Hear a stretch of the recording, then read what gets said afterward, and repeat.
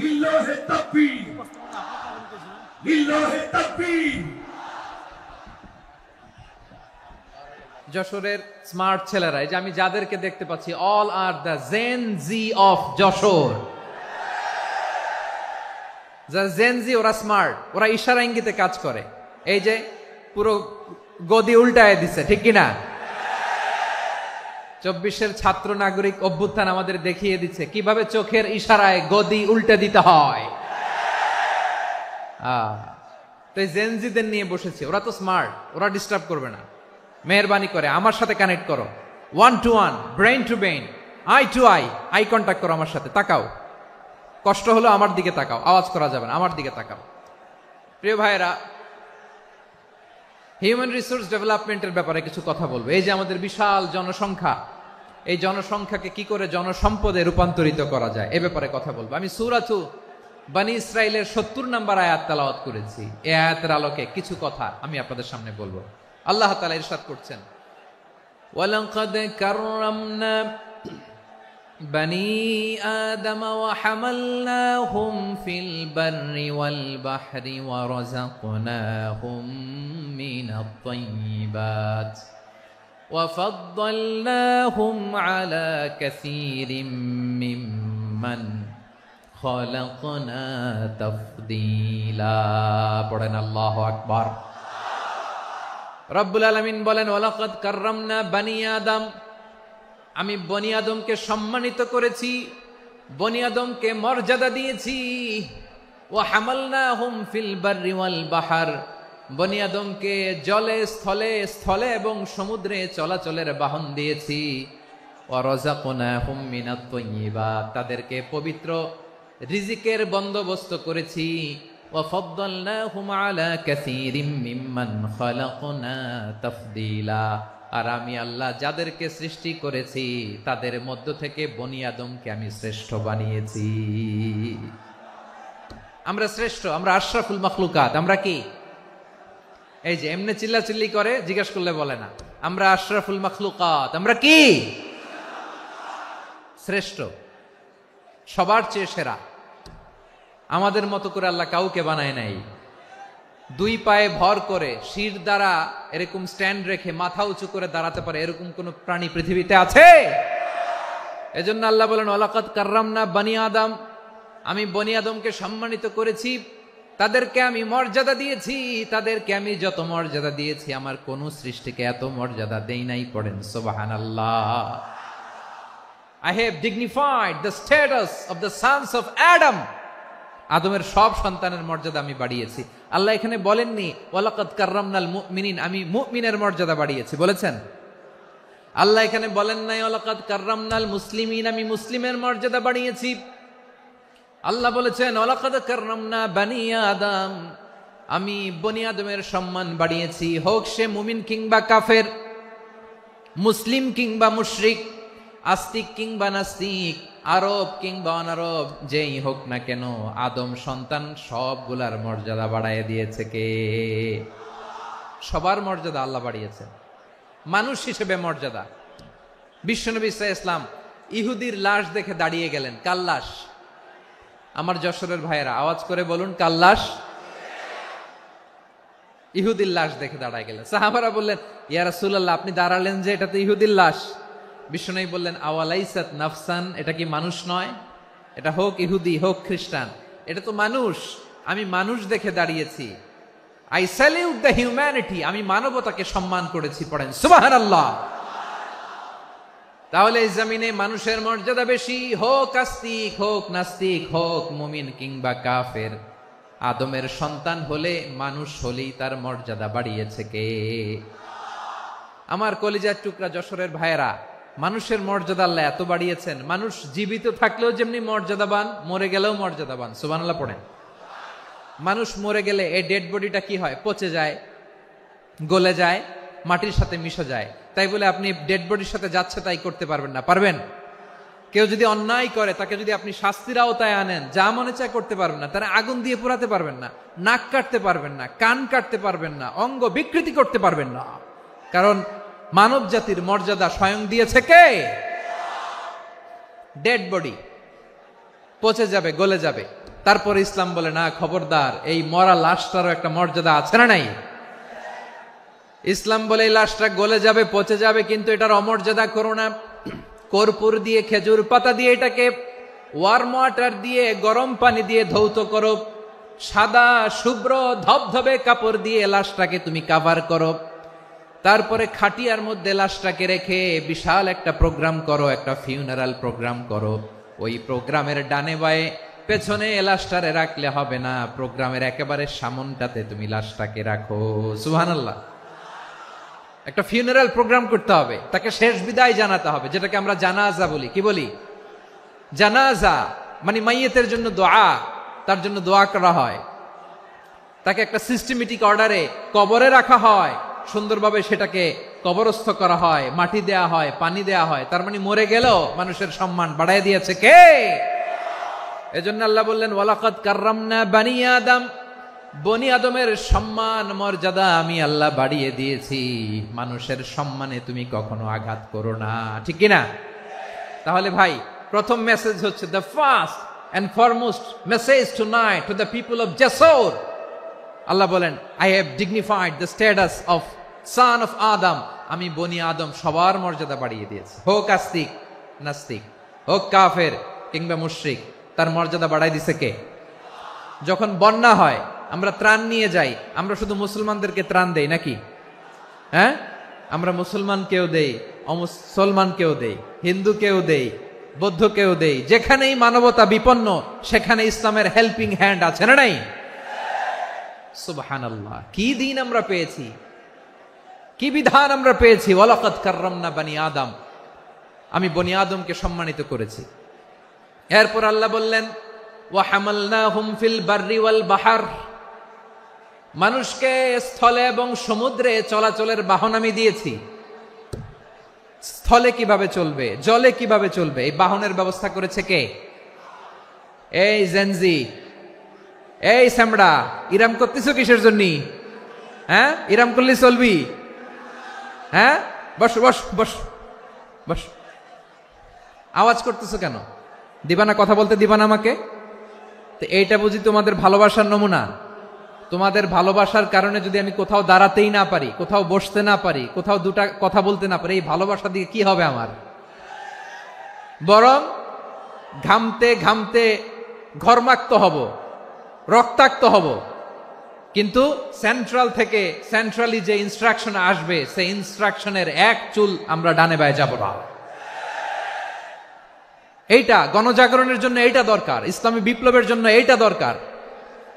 তো আধা ঘন্টা ধরে যদি তোমাদেরকে থামানোই না যায়, এই লস্কর দিয়ে আমি কি করব? আল্লাহর ওয়াস্তে নো নো নো স্লোগান, চুপচাপ একেবারে আমার দিকে তাকাও। আল্লাহ বললেন ওয়া হামালনাহুম ফিল বাররি ওয়াল বাহর, জলে স্থলে আমি চলাচলের যানবাহনের ব্যবস্থা করেছি। আমরা স্থলে ঘোড়ার উপরে চড়ি, উটের উপরে চড়ি, গাড়ির উপরে চড়ি। এই যে গাড়ির ইঞ্জিন বানাইছি আমরা, এটার মেধা দিয়েছে কে? আবার সাগরের মধ্যে আমরা নৌযান, জলযান, বড় বড় জাহাজ দিয়ে এক মহাদেশ থেকে আরেক মহাদেশ যাই, এক দেশ থেকে মালামাল গুলো আরেক দেশে পাঠাই। সাগরের ভেতরে নৌকাগুলোরে ধরে রাখলো কে? ওয়াল ফুলকিল্লাতী তাজরি ফিল বাহরি বিমা ইয়ানফাউন নাস, মানুষের উপকার আছে এরকম সরঞ্জামাদি নিয়ে সাগরের উপরে বিশাল বিশাল জলযানগুলো চলে। এগুলো ডুবে যায় না, কাত হয়ে যায় না, পড়ে যায় না। এগুলোকে স্থিতিস্থাপকতাকে ঠিক করে রাখলো কে? আপনারা জাহাজ দেখেছেন? জাহাজ, হ্যাঁ, বাড়ি চট্টগ্রাম হইলে দেখতে পারতেন। দেখছেন? বিশাল বিশাল জাহাজ, বিশাল জাহাজ মালামাল নিয়ে এক মহাদেশ থেকে আরেক মহাদেশে যায়। গত মাসে আমার জাপান সফর ছিল। এই যে বাংলাদেশে যে গাড়িগুলো চালান, বেশিরভাগ গাড়ি আসে কিন্তু জাপান থেকে। হাজার হাজার গাড়ি একটা জাহাজ বহন করতে পারে, হাজার হাজার গাড়ি। এটারে সাগরের মধ্যে ভাসাইলো কে? সবাই বলুন, ভাসালো কে? হাজার হাজার গাড়ি নিয়ে জাপানিজ গাড়িগুলো আমাদের চট্টগ্রামের এয়ারপোর্টের বন্দরে ভিড়ে। যুক্তরাষ্ট্রে আমি দেখেছি বিশাল বিশাল জাহাজ। আপনারা টাইটানিক জাহাজের নাম শুনেছেন? টাইটানিকেরও 8 গুণ 10 গুণ বড়। সুবহানাল্লাহ কইবেন না? টাইটানিক জাহাজের 8 গুণ 10 গুণ বড় একটা জাহাজ আছে, আইকন অফ দ্য সি, আমি দেখে এসেছি। রয়্যাল ক্যারিবিয়ান দেখে এসেছি। সাগরের সামনে জেটিতে যখন দাঁড়ালাম, জাহাজটা যখন যায়, আমার মনে হচ্ছে একটা শহর, গোটা শহর, the entire city is floating on the water. পুরো একটা শহর মনে হয় পানির উপর দিয়ে ভেসে যাচ্ছে। পড়েন সুবহানাল্লাহ। এই যে আইকন অফ দ্য সি, এই ক্রুজ, এই জাহাজটা, এটার ভিতরে স্টেডিয়াম আছে। কিসের ভিতরে স্টেডিয়াম? কথা বুঝে নাই বোধহয়। স্টেডিয়াম কিসের ভিতর?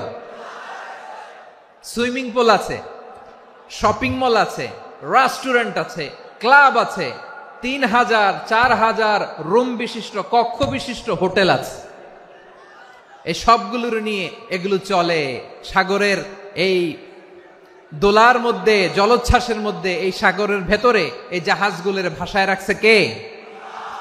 সূরাতুর আর রহমানে আল্লাহ তাআলা বললেন, ওয়ালাহুল জাওয়ারিল মুনশাআতু ফিল বাহরি কাল আ'লাম ফাবিআইয়ি আলা, সবাই পড়েন, ফাবিআইয়ি আলাই রাব্বিকুমা তুকাযিবান।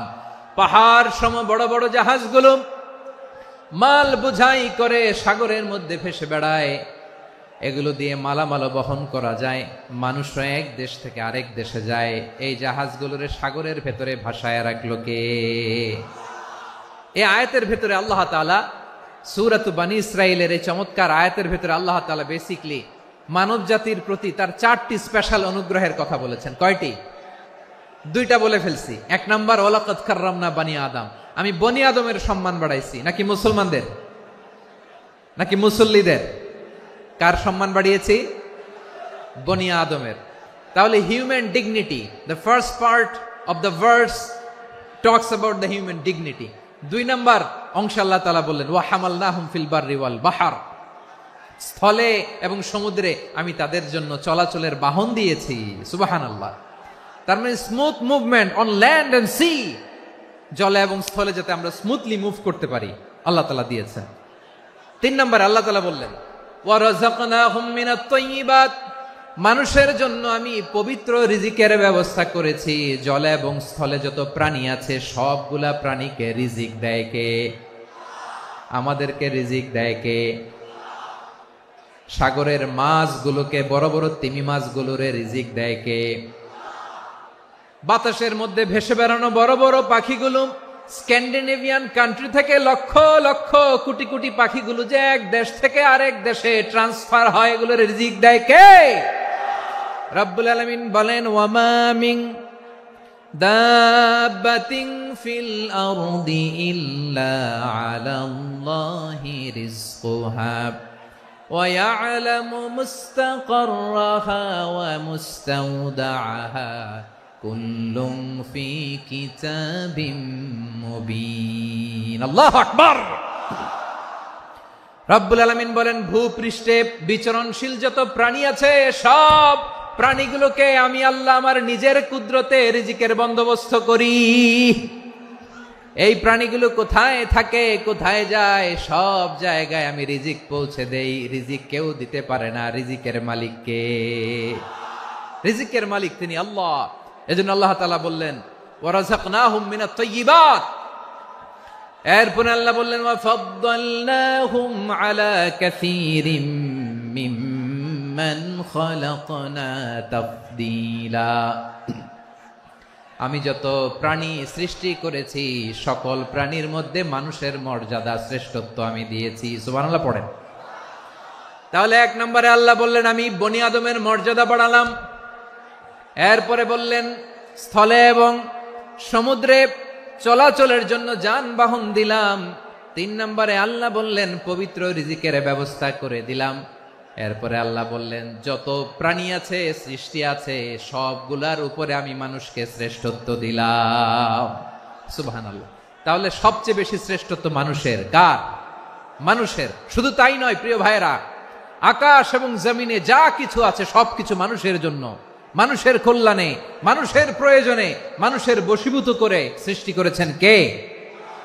রব্বুল আলামিন বলেন, হুয়াল্লাযী খালাকা লাকুম মা ফিল আরদি জামিআ।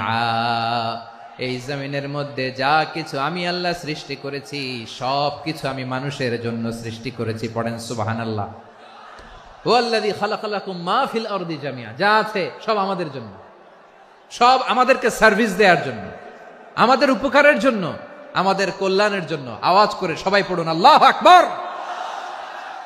অন্য আয়াতে আল্লাহ বললেন, ওয়াসাখখারা লাকুম মা ফিস সামাওয়াতি ওয়া মা ফিল আরদি জামিআন মিন ইন্না ফি যালিকা লাআয়াতিন লিকাউমিন ইয়াতাফাক্কারুন।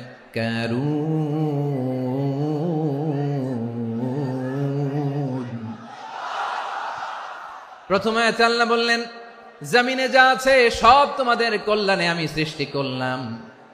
এরপরে আল্লাহ বললেন, আকাশেও যা আছে সব তোমাদের জন্য সৃষ্টি করলাম, তোমাদের অনুগত বানায় দিলাম। পড়েন সুবহানাল্লাহ।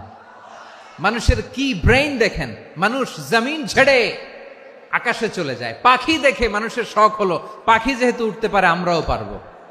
অরবিল রাইট, উইলবার রাইট, দুই ভাই মিলে আঁকাঝোঁকা করতে করতে করতে করতে প্লেন বানায় ফেললো। কোন সুবহানাল্লাহ। এখন পাখিও ওরে, আমরাও ওরি। এরপরেই মানুষের কৌতূহল থামে না এখানে। মানুষ চলে গিয়েছে চাঁদে। কোথায় গেছে? এখন কিন্তু চাঁদে জমি বিক্রি হয় জানেন। পৃথিবী নিয়ে মারামারি শেষ, রাশিয়া আমেরিকা এখন ধরছে চাঁদ আর মঙ্গল গ্রহ। এখন চাঁদে জমি বিক্রি হয়, মঙ্গলে জমি বিক্রি হয়। এই চাঁদ, মঙ্গল, বৃহস্পতি, শনি সব আল্লাহ তাআলা আমাদের জন্য বানিয়েছেন। সুবহানাল্লাহ পড়েন। মানুষ সাগরের উপরে চড়ে, শূন্যে ভেসে বেড়ায়, পাহাড় কেটে সুড়ঙ্গ বানায়, টানেল বানায়। মানুষ ব্রডব্যান্ডের লাইন নিয়ে যায় সাগরের ভেতর দিয়ে, এক দেশ থেকে আরেক দেশে, এক মহাদেশ থেকে আরেক মহাদেশে। সুবহানাল্লাহ পড়েন। তার মানে গোটা বিশ্বের সব কিছুর উপরে control, superiority over all creatures, সবকিছুর উপর কন্ট্রোল, মনিটরিং, নিয়ন্ত্রণ, এটা প্রতিষ্ঠা করে দিয়েছে কে? এজন্যই মানুষের শ্রেষ্ঠত্ব। ওয়ালাকাদ কাররামনা বানি আদম, আমি বনি আদমের সম্মান বাড়িয়েছি, মর্যাদা আমি বাড়িয়ে দিয়েছি এই কারণে, কারণ মানুষ সবকিছুর উপর নিয়ন্ত্রণ নিতে পারে। মানুষকে নিয়ে এই কোরআনের সব আলোচনা, মানুষকে নিয়ে এই কোরআনের সব। তাই কোরআনের কেন্দ্রীয় আলোচ্য বিষয় হচ্ছে মানুষ। কোরআনের কেন্দ্রীয় আলোচ্য বিষয় কি? যশোরের ভাইয়েরা বুঝে থাকলে সবাই বলবেন, কোরআনের কেন্দ্রীয় আলোচ্য বিষয় কি? এই যে আমি মূল আলোচনায় যাচ্ছি এখন। কেন মানুষ কোরআনের কেন্দ্রীয় আলোচ্য বিষয়? এই যে ভাইয়েরা, এই যে হাত জোর করে, এই যে Jessore Gen Z, the smart people of Jessore, হাত জোর করে বলতেছে, হাত জোর করে তোদের কাছে আল্লাহর দোহাই লাগে, স্টপ স্টপ। শুরুতে একবার বলেছে, জায়গা না হলে আস্তে আস্তে ধাক্কা দিবা, সামনে না পিছনে, দিয়ে দিয়ে বেরোয় চলে যাও। এলইডিতে দেখো, এই যে এই যে আল্লাহর ওয়াস্তে জায়গা না হলে ওদিকে যাও। কোরআনের মাহফিলে বিশৃঙ্খলা, এটা কাফিরদের আলামত। কাফিররা শীষ দিত, শীষ। বিশ্বনবী কোরআনের তাফসির করলে কাফিররা শীষ দিত আর ক্ল্যাপিং করত, হুইসেল এন্ড ক্ল্যাপিং। তো আমরা কি এখানে বিশৃঙ্খলা করতে আসছি? তো বারবার থামানো লাগে কেন? কোনো আওয়াজ হবে না, বললাম তো, স্টপ। আওয়াজ করে বলুন, কোরআনের কেন্দ্রীয় আলোচ্য বিষয় কি? সবাই বলেননি। এতগুলো মানুষ উত্তর দিলে এতটুকু আওয়াজ হয়, অন্তত আমি বিশ্বাস করি না। যশোর, আওয়াজ করে বলো, কোরআনের কেন্দ্রীয় আলোচ্য বিষয় কি? মানুষ। এই মানুষ কোরআনের কেন্দ্রীয় আলোচ্য বিষয়। মানুষকে আল্লাহ স্বাধীনতা দিয়েছেন। ফামান শাআ ফালইউমিন ওয়া মান শাআ ফালইয়াকফুর। চাইলে মুমিন হতে পারো, চাইলে কাফের হতে পারো, তোমার ইচ্ছা। তবে জেনে রাখো, মুমিন হলে পাবা জান্নাত, কাফির হলে পাবা জাহান্নাম। নাও দ্য ডিসিশন ইজ ইয়ার্স। সিদ্ধান্ত তোমার, জান্নাতে যাবা না জাহান্নামে যাবা। যশোরের ভাইয়ের আওয়াজ করে বলুন, কই যেতে চান, জান্নাতে না জাহান্নামে? ডান দিকে না বাম দিকে? ডানপন্থী না বামপন্থী? চিল্লা চিল্লি না চুপচাপ? চুপচাপ কয়ে আবার চিল্লাচিল্লি শুরু করে দিচ্ছে। মাশাআল্লাহ। তাহলে কোরআনের কেন্দ্রীয় আলোচ্য বিষয় মানুষ। আমার সাথে থাকতে হবে, তোমাদেরকে নিয়ে আমি আলোচনা শেষ পর্যন্ত যাব। অনেক গুরুত্বপূর্ণ কথা বাকি আছে, আমাকে সহযোগিতা করতে হবে। মাশাআল্লাহ, এই তো ঠান্ডা হয়েছে। হ্যাঁ, ঠিক আছে ঠিক আছে ঠিক আছে। মানুষকে আল্লাহ এত স্বাধীনতা দিয়েছেন, মানুষ চাইলে অনেক ভালো হইতে পারে। ভালোর রাস্তাও খোলা, খারাপ হওয়ার রাস্তাও খোলা। ভালো হইলে মানুষ অনেক ভালো, খারাপ হইলে অনেক খারাপ। ভালো হইলে সবচেয়ে ভালো, খারাপ হইলে সবচেয়ে খারাপ। এজন্য সিদ্ধান্ত আপনাকেই নিতে হবে। আল্লাহ তাআলা বলছেন, লাকাদ খালাকনাল ইনসানা ফি আহসানি তাকওয়িম সুম্মা রাদাদনাহু আসফালা সাফিলিন। আমি মানুষকে অনেক সুন্দর অবয়বে, সুন্দর আকৃতিতে সৃষ্টি করেছি। তার শুধু চেহারার ডিজাইনটাই সুন্দর নয়, তার ব্রেনটা বড্ড সুন্দর, তার মানসিকতা বড্ড সুন্দর, তার সৃজনশীলতা বড্ড সুন্দর। পড়েন সুবহানাল্লাহ। আমাদের চেহারা, অবয়ব, ডিজাইন যে সুন্দর তা না, আমাদের ব্রেনটা অনেক সফিস্টিকেটেড ব্রেন, অনেক সফিস্টিকেটেড। এই 1.5 কেজি ব্রেন ইউজ করে মানুষ গোটা বিশ্বে সভ্যতা বিনির্মাণ করেছে, ঠিক কিনা? এই ব্রেন আল্লাহ তাআলা আমাকে দিয়েছে। এটারে কাজে লাগালে, আপনার 6 সেন্স কাজে লাগালে আপনি অনন্য মানুষ হয়ে উঠবেন, মহামানবে রূপান্তরিত হবেন। মানুষ হতে পারে, চাইলেই মহামানব হতে পারে। আবার যদি মানুষ চায় খারাপও হতে পারে। আল্লাহ বললেন শুধু ভালোই না, ভালো হতে চাইলে অনেক ভালো তুমি হতে পারো, আবার খারাপ হতে চাইলে অনেক খারাপ তুমি হতে পারো। সুম্মা রাদাদনাহু আসফালা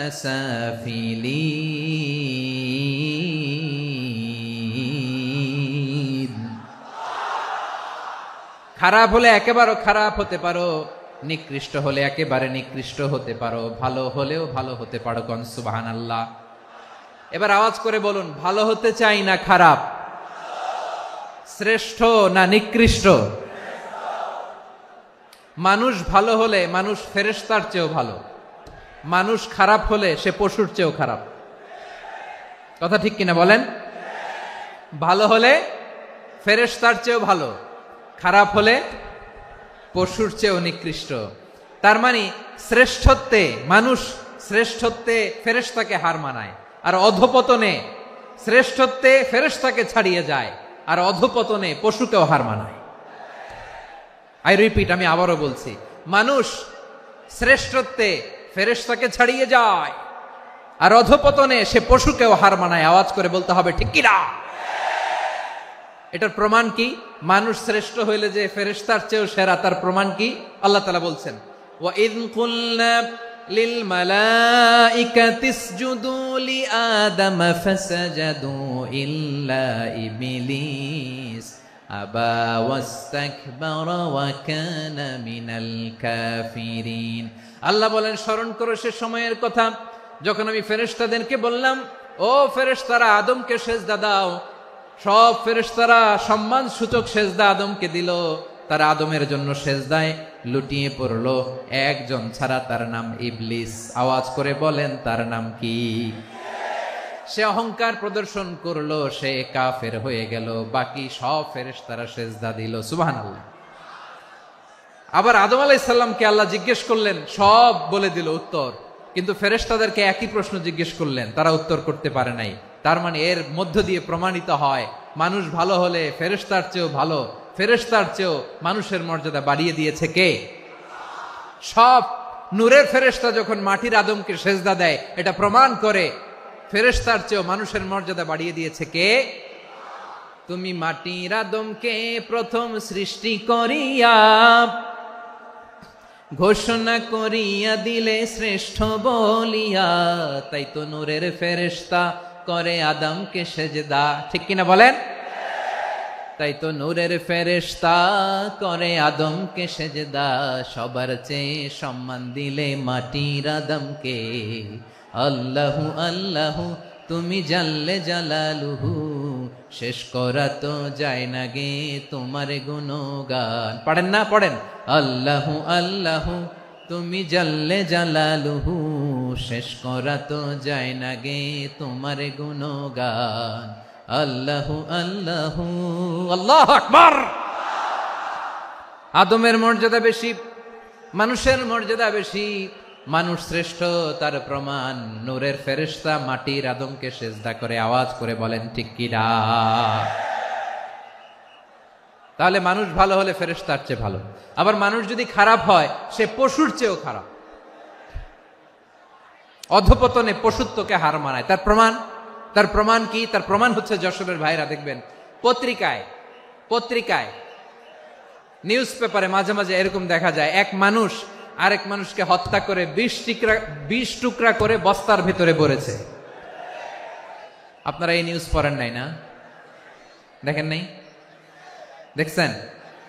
মানুষ মানুষকে হত্যা করে কয় টুকরা? জোরে বলেন। এখানেই ক্ষান্ত হয় না, আবার কোথায় ভরছে? বস্তার ভেতরে।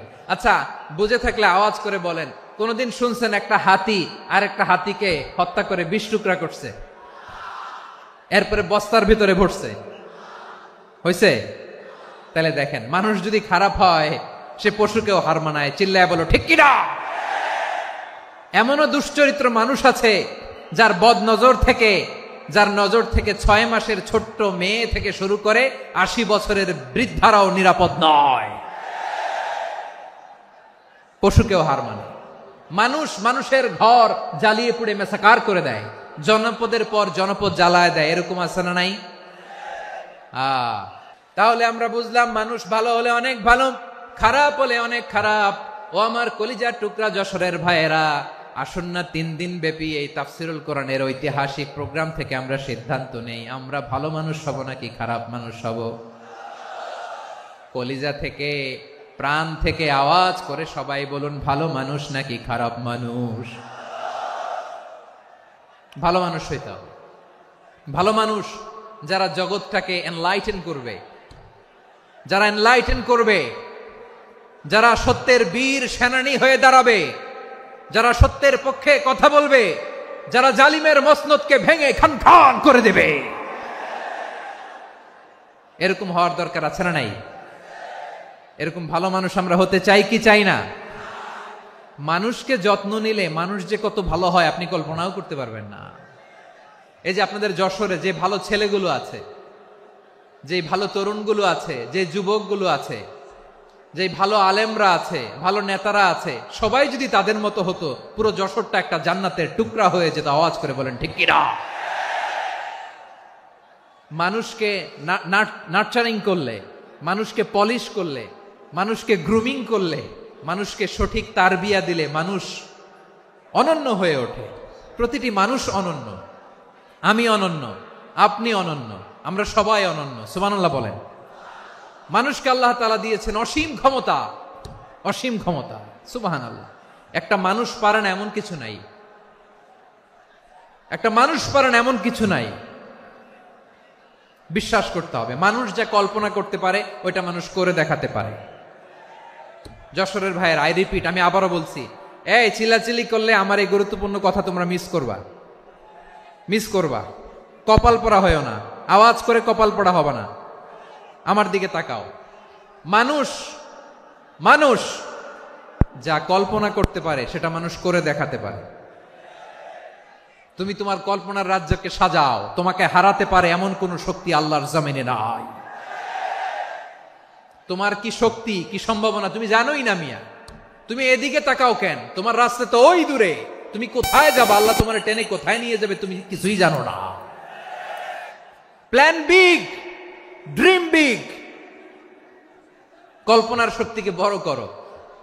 মানুষ যা কল্পনা করতে পারে মানুষ তা করে দেখাতে পারে। মানুষের কাছে অসাধ্য কিছু নাই, মৃত্যু ছাড়া, এক্সেপ্ট ডেথ। মৃত্যু ছাড়া মানুষ সবকিছুকে জয় করতে পারে। মৃত্যু ছাড়া যে কোনো অসাধ্যকে সাধন করার ক্ষমতা মানুষকে দিয়ে দিয়েছে কে? হারার জন্য তোমার জন্মই হয় নাই, তোমার জন্ম হয়েছে জিতার জন্য, বিজয়ের জন্য তোমার জন্ম। মানুষের শুরুটাই হয় বিজয় দিয়ে। যশোর, আওয়াজ করে বলো, মানুষের শুরু হয় কি দিয়ে? আমরা যখন আমার পিতার পৃষ্ঠদেশে ছিলাম, পিতার পৃষ্ঠদেশ থেকে শুক্রাণু যখন মায়ের গর্ভদেশে যেয়ে পড়ে, কতটা শুক্রাণু ভ্রমণ শুরু করে জানো? 20 কোটি শুক্রাণু।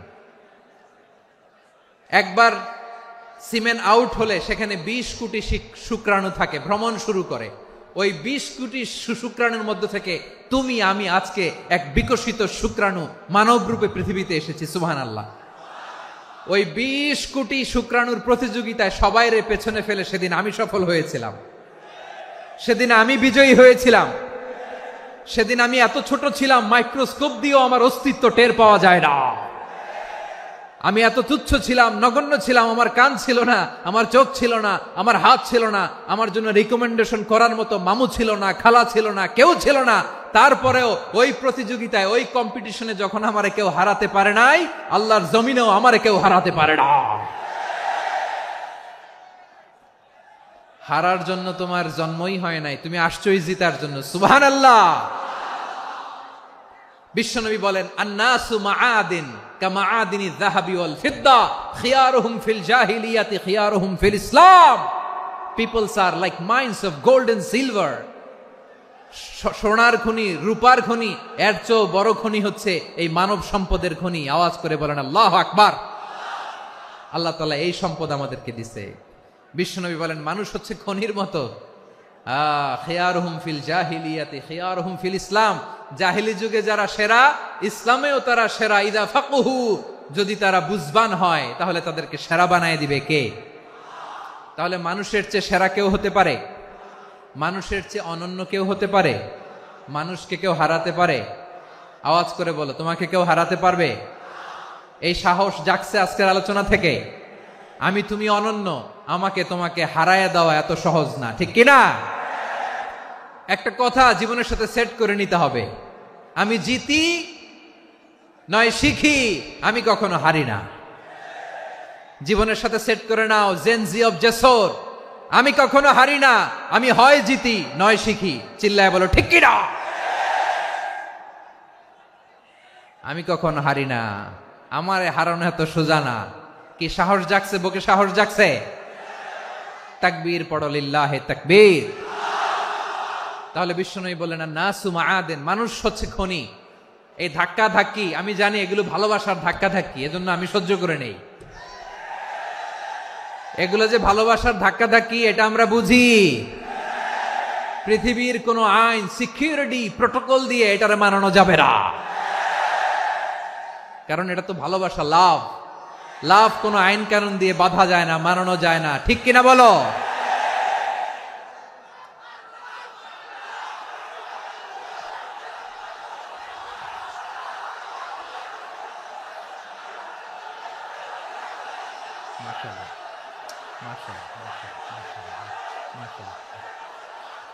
ঠিক আছে, বসুন বসুন বসুন। আল নাসু মাআদিন, মানুষ হচ্ছে খনি। এই খনির যত্ন নিতে হবে। আমার মা বাবা যারা এসেছেন, আপনার ছেলে মেয়ের যত্ন নেন। আপনার ছেলের মধ্যে যে কি পটেনশিয়াল আপনি জানেন না। আপনার এই ছোট্ট অবুজ ছেলেটাই আগামী দিনের শায়েখ আহমদুল্লাহ হবে। আপনার হেফজখানায় পড়া ওই ছোট্ট ছেলেটাই আগামী দিনের আল্লামা মামুনুল হক হবে। আপনার ওই ছেলেটা আমির হামজা হবে, আব্দুল হাই সাইফুল্লাহ হবে।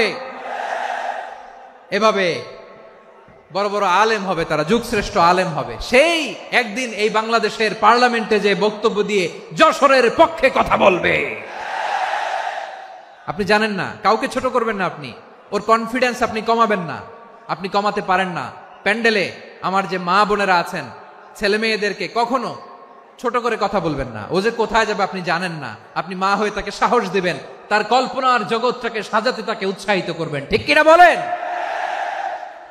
আর আমার প্যান্ডেলের আমার প্রিয় শ্রদ্ধাশীলা মায়েরা বোনেরা, আপনারা তো আরো দামি সম্পদ। বিশ্বনবী বলেন, আর দুনিয়া কুল্লুহা মাতা। আল্লাহ আল্লাহ আল্লাহ।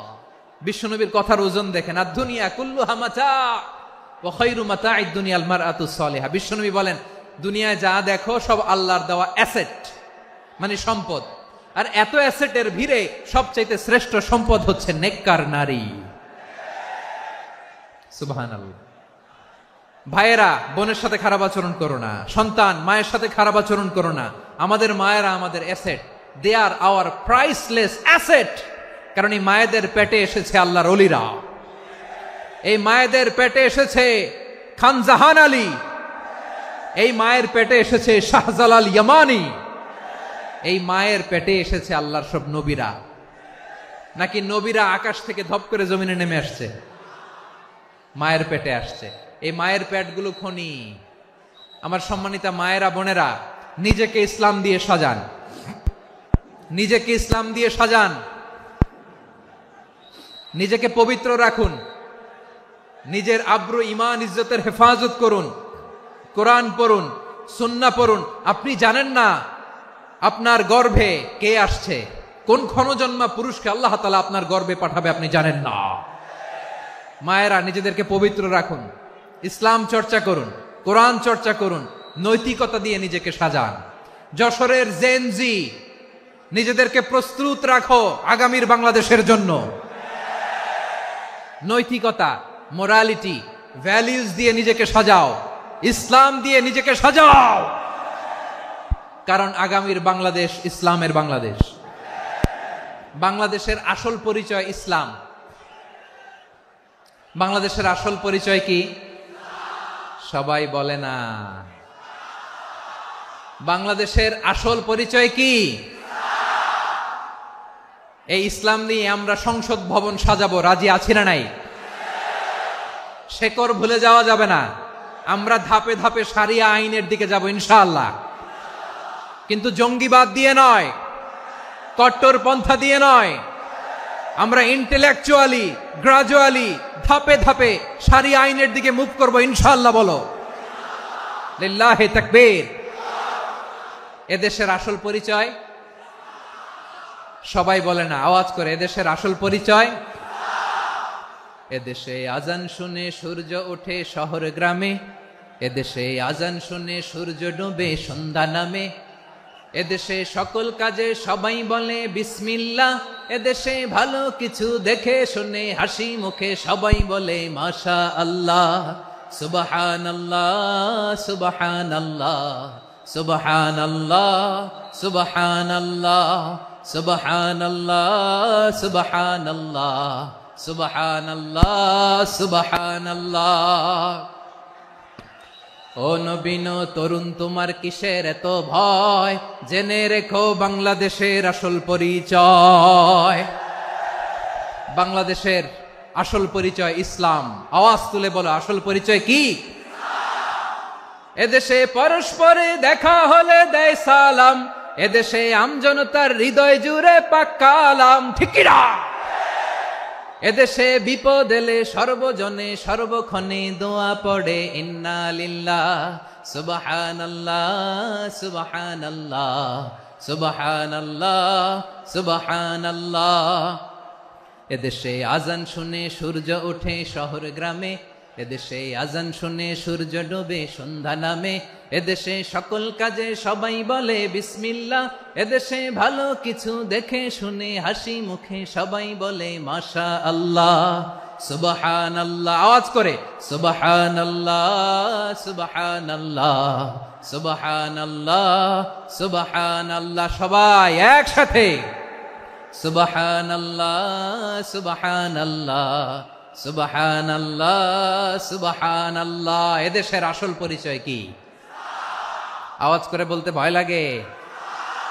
এদেশের আসল পরিচয় কি? ইসলাম দিয়ে আমাদের সংসদ ভবন চলুক, আমরা চাই কি চাই না? বঙ্গভবনে লা ইলাহা ইল্লাল্লাহর পতাকা উড়ুক, আমরা চাই কি চাই না? প্রতিটি জেলা অফিসে, ডিসি অফিসে লা ইলাহার পতাকা ঝুলুক, আমরা চাই কি চাই না? কারা কারা চাই হাত তুলে আল্লাহরে দেখায়।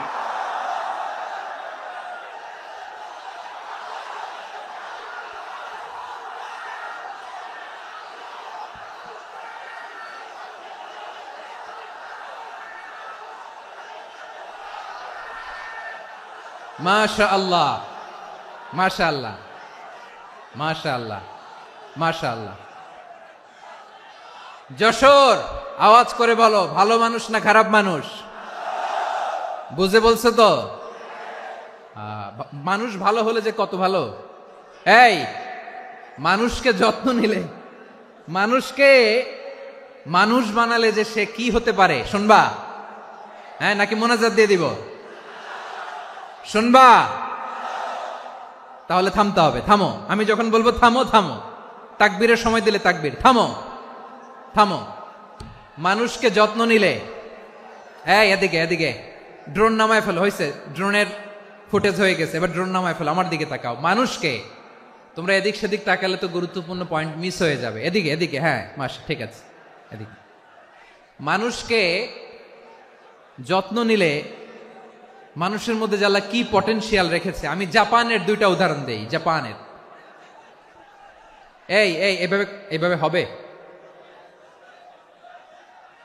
হয় বসো নয় পেছনে, কথা নাই, কথা তো বলাই যাবে না, হারাম কথা বলা আজকে, একেবারে চুপ। আজকের জন্য হারাম করে দিছে আমি, এই কিছু সময়ের জন্য একেবারে নিষিদ্ধ। জাপানের দুইটা উদাহরণ দেই, খেয়াল করে একটু শুনেন, বুঝবেন। আল্লাহ, 2022 সালে জাপানের সাথে জার্মানির খেলা, ফিফা ওয়ার্ল্ড কাপ 2022। এক পক্ষে জাপান, আরেক পক্ষে কোন দেশ? কথা শোনে নাই। এক পক্ষে কোন দেশ, আরেক পক্ষে? সবাই, এক পক্ষে আরেক পক্ষে। ওই খেলায় জিতেছিল জাপান, জিতেছিল 22 সালের এই ফিফা ওয়ার্ল্ড কাপে। জাপান ফুটবল খেলায় জিতে, as a part of their celebration, তারা খেলার পরে পুরো স্টেডিয়ামটারে ক্লিন করে, the fan base of Japan, লক্ষ লক্ষ মানুষ খেলা দেখতে যায়, তো এত ডাস্টবিনও তো নাই, তো যারা ডাস্টবিনে জায়গা পায় নাই, তারা এই যে চকলেটের প্যাকেট, পানির বোতল, চিপসের প্যাকেট, তারা এদিকে সেদিকে রেখে দিয়েছে। জাপানের ভক্তরা, জাপানের ফলোয়াররা, as a part of their celebration, তারা খেলার পরে পুরো স্টেডিয়ামের সব ময়লা আবর্জনা ক্লিন করে তারপরে বিদায় নিয়েছে। তাদেরকে কি ক্লিন করার দায়িত্ব দেয়া হয়েছিল? এই যশোর, জাপানের যে ছেলেরা খেলা দেখতে গেছিল, ওদেরকে কি ক্লিন করার দায়িত্ব দিছিল? তারা কি স্টেডিয়ামের পরিচ্ছন্নতা কর্মী? তাদের আকল, তাদের সিক্স সেন্স তাদেরকে বলেছে। ছোটবেলা থেকে জাপান গভর্নমেন্ট ওদেরকে এত পরিচ্ছন্নতা শেখায়, ক্লিনলিনেস অ্যাওয়ারনেস ক্যাম্পেইন করায়। ক্লাসে আমি দেখেছি, ক্লাসে নিজের বেঞ্চ নিজে মুছে, ক্লাসের মাঝখানে একটা সময় দেয়, নিজের টেবিল নিজে মুছে, নিজের ক্লাসরুমটা নিজে পরিষ্কার করে। রাস্তাঘাটে একটা ধুলা নাই, ময়লা নাই, একটা টিস্যু নাই। খেলার পরে গোটা বিশ্বকে তাক লাগিয়ে দিয়েছে। জাপানের ফ্যানরা সবার রেখে যাওয়া গার্বেজ, টিস্যু, বোতল পরিষ্কার করে তারপরে স্টেডিয়াম থেকে বিদায় নিয়েছে। আমরা কেন এমন হইতে পারলাম না? আমরা কেন এমন হইতে পারলাম না? জাপানের যারা এগুলো করছে, ওদের 3টা করে চোখ না? চোখ তো 3টা, জাপানো লাগো, জাপানো লাগো, হাত তো 4টা, কান তো 6টা, হ্যাঁ? নাকি আমার মতো 2 হাত 2 কানওয়ালা মানুষ? চোখে দেখলে ওটা মানুষ না। চিন্তা করছেন? তার মানে জাপানিজদেরকে যে গ্রুমিং করে শিখানোর মাধ্যমে পরিচ্ছন্ন বানানো গেছে, ওরা যেমনি মানুষ, আমরাও মানুষ। আমাদের সন্তানদেরকে শেখালে তারাও পারবে, পারবে কিনা? 2 নম্বর উদাহরণ বলি। চট্টগ্রাম ফেনীতে যারা গিয়েছেন, মেঘনা গোমতী ব্রিজ প্রকল্প নাম শুনছেন? মেঘনা একটা ব্রিজ পার হওয়া লাগে। এই মেঘনা গোমতী, এখানে 3টা ব্রিজ, কাঁচপুর সহ, এই 3টা ব্রিজের নির্মাণ কাজ, রেনোভেশনের কাজ দেয়া হয়েছিল জাপানের একটা কোম্পানিকে। কাকে? জাপানের কোম্পানি। নির্মাণ শেষে 738 কোটি টাকা বেঁচে গেছিল, এটা গভর্নমেন্টের হাতে দিয়ে তারা বিদায় নিয়েছে। কত টাকা? 738 কোটি টাকা। যত প্রাক্কলিত ব্যয় নির্ধারণ করা হয়েছে, সব টাকা সরকার, তৎকালীন সরকার, 2019-এর সরকার, কারা ছিল তো জানেন? এই 2019-এর সরকার তাদেরকে দিয়েছে। তারা রিনোভেশন নির্মাণ শেষে 738 কোটি টাকা অতিরিক্ত বেঁচে গেছিল, এটা আবার গভর্নমেন্টের হাতে বুঝাই দিয়ে তারা বিদায় নিচ্ছে। আমরা কেন এমন হইতে পারলাম না? জাপানের ওরাও মানুষ, আমরাও মানুষ, তার মানে মানুষে মানুষে পার্থক্য আছে না নাই? আচ্ছা, জাপানের 2টা উদাহরণ দিলাম, এবার আমার দেশের 2টা উদাহরণ দিব না? বাংলাদেশের 2টা উদাহরণ দিই। 1 নম্বর উদাহরণ, গত সপ্তাহে আপনারা জানেন কক্সবাজার আমার একটা প্রোগ্রাম ছিল, তো হেলিকপ্টারে গিয়েছিলাম। ফেনী জেলা যখন পার হচ্ছি, আমি দেখলাম 3টা উইন্ডমিল। উইন্ডমিল চিনেন তো? বিশাল পিলার, 3টা 4টা পাখা থাকে। বায়ু বিদ্যুৎ কেন্দ্র, বাংলাদেশের প্রথম বায়ু বিদ্যুৎ কেন্দ্র এটা। মুহুরী প্রজেক্ট বলে এটার, সম্ভবত মুহুরী প্রজেক্ট। তো সাগরের বাতাসের ঝাপটায় এটা ঘুরে এনার্জি হয়, ইলেকট্রিসিটি উৎপাদন হয়। তো আমি পাইলটকে বললাম, ভাই এগুলো থেকে কেমন ইলেকট্রিসিটি উৎপাদন হয়? কয় হুজুর একটুও হয় না, কিছুই হয় না। কিছুই হয় না মানে? বলে হুজুর বাংলাদেশে যত উইন্ড মিল আছে এটার পাখা একটাও ঘুরে না। আল্লাহ, বলেন কি? তাহলে এই যে কোটি কোটি টাকা ব্যয় করে যে উইন্ড মিল, কয় হুজুর ভিতরে ফিটফাট, উপরে ফিটফাট, ভিতরে সদরঘাট। তার মানে কোটি কোটি টাকা দিয়ে এই উইন্ড মিল বানায়, এখানে কিছু নাই। দুর্নীতির আড্ডাখানা, আখড়াখানা বাংলাদেশ, ঠিক কিনা বলেন? হায় রে, জাপানিজরাও মানুষ, আমরাও মানুষ। আমার এক নিকটাত্মীয় সরকারি চাকরিজীবী, উনি আমাকে বললেন, বাংলাদেশের আরেকটা উদাহরণ দেই। উনি আমাকে বললেন যে প্রতি বছর আমাদের অফিসের ফার্নিচার চেঞ্জ করে। আমি বললাম প্রতি বছর ফার্নিচার চেঞ্জ করে কেন? বলে যে ফার্নিচার নতুন পারচেজ করলেই তো এখানে টাকা, নতুন কিনতে পারলেই টাকা, নতুন উন্নয়নের সবক শোনাতে পারলেই টাকা। প্রথম আলোর রিপোর্ট, কি আলো? প্রথম আলোর রিপোর্ট, গত 15 বছরে উন্নয়নের নামে লুটপাট হয়েছে প্রায় 3.25 লাখ কোটি টাকা। কার রিপোর্ট? আমাদের বানানো কথা। প্রথম আলোর রিপোর্ট। গত 15 বছরে কারা ছিল জানেন তো? হ্যাঁ, শুধু ওনাদেরকেই দোষ দিয়ে লাভ নাই। স্বাধীনতার পর থেকে শুধু শাসকের হাত বদল হয়েছে, আমরা কিছু পাই নাই, ঠিক কিনা বলেন? শুধু ওনাদের দোষ দিয়ে কি লাভ? একদল খাইছে, আরেক দল খাওয়ার জন্য রেডি হয়ে আছে। আমরা এরকম চাই না। আমরা চাই স্বাধীন সার্বভৌম বাংলাদেশ। আমরা চাই দুর্নীতিমুক্ত বাংলাদেশ। আমি নিউজটা যে কতবার পড়লাম, এটা কি সম্ভব? 3.25 লাখ কোটি টাকা লুটপাট, মানে লুটপাট করতে করতে এদেশের জনগণকে ফুটপাতে বসাই দিচ্ছে। প্রিয় ভাইয়েরা, তাহলে জাপানের মানুষও মানুষ, আমরাও মানুষ। সিদ্ধান্ত আপনার, কোন মানুষ হবেন, ভালো মানুষ না খারাপ মানুষ? আজকের আলোচনার বিষয় হচ্ছে মানব সম্পদের উন্নয়ন, human resource development. It's a process to increase the capacity of knowledge, skill, capacity of the people of a country. একটা দেশের মানুষের জ্ঞান, তাদের দক্ষতা কি করে বাড়ানো যায়, বাড়িয়ে দেশের উন্নয়ন করানো যায়, এটাই হচ্ছে মানব সম্পদ উন্নয়নের মূল কথা। তাহলে মানব সম্পদ হচ্ছে একটা দেশের সবচাইতে শক্তিশালী পুঁজি। প্রাকৃতিক সম্পদ, খনিজ সম্পদের চেয়েও দামি হচ্ছে মানব সম্পদ। আমার প্রিয় যশোর, প্রাকৃতিক সম্পদ, খনিজ সম্পদের চেয়ে দামি সম্পদ কি সম্পদ? আল্লাহ তাআলা দয়া করে আমাদেরকে এই মানব সম্পদ দিয়েছেন। আসুন আমাদের এই মানুষগুলোকে আমরা সোনার মানুষ বানাই। রাজি আছেন তো সবাই? রাজি আছেন? মানুষ পারে না এমন কোনো কিছু নাই, চাইলে সব পারে। এজন্য মানুষকে তারবিয়া দিতে হবে, যথাযথভাবে তাদেরকে গড়তে হবে। আসুন আমরা সিরাতের আয়নায় বিশ্বনবীর জীবনী থেকে দেখি তিনি কিভাবে হিউম্যান রিসোর্সকে ম্যানেজ করতেন। যদি আপনাদের সময় হয়, দু একটা উদাহরণ দিয়ে আজকে আমি আমার আলোচনার বিদায় নিব। হবে? সময় হবে কয়েক মিনিট? হ্যাঁ, শান্ত থাকবেন তো? শান্ত থাকবা? হ্যাঁ, ঠিক আছে। এই ধাক্কার মধ্যে ঢুকছে, এবার মজা বুঝতেছো তো? হ্যাঁ, মানা করছিলাম না? ঠিক আছে, টের পাও। হ্যাঁ, ঠিক আছে। যে আওয়াজ করবে আমি ওকে দেখতেছি, কে কে আওয়াজ করে দেখতেছি। শেষ কথা, শেষের দিকে চলে আসছি। বিষ্ণু ইসলাম কিভাবে হিউম্যান রিসোর্সকে ম্যানেজ করতেন, মজার কথা আছে কয়েকটা, বলে বিদায় নিব। বিশ্বনবী কিভাবে এই মানব সম্পদকে ম্যানেজ করতেন। বিশ্বনবী, he was a very good talent hunter, চৌকস ট্যালেন্ট হান্টার ছিল। কার মধ্যে কি ট্যালেন্ট আছে দেখলেই বুঝে ফেলতেন। সুবহানাল্লাহ পড়বেন না? কি নবী আমরা পেয়েছি! He was a very good talent hunter. আমার নবী, তিনি চৌকস ট্যালেন্ট হান্টার ছিলেন। কার মধ্যে কি প্রতিভা বের করতেন, ওই প্রতিভাকে ইসলামের কল্যাণে কাজে লাগাতেন। সুবহানাল্লাহ বলেন। যাকে যেই জায়গায় সেট করলে ভালো হবে তাকে ওই জায়গায় সেট করতেন। কয়েকজন সাহাবীর জীবনী শোনাই। আবু মাহজুরা রাদিয়াল্লাহু তাআলা আনহু, মক্কার মুয়াজ্জিন, আগে ছিল মুশরিক, পরে হয়েছে মুমিন। উনি কিভাবে মুমিন হইলেন এই ঘটনাটা একটু আপনাদের শোনাতে চাই। তো আপনাদের তো সময় নাই হাতে।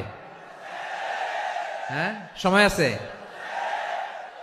এই যে এই জেনজি শেষ করে দিল আজকের প্রোগ্রামটা। 1 ঘন্টা ধাক্কা ধাক্কি করে কেমনে দাঁড়ায় আছে আমি বুঝলাম না।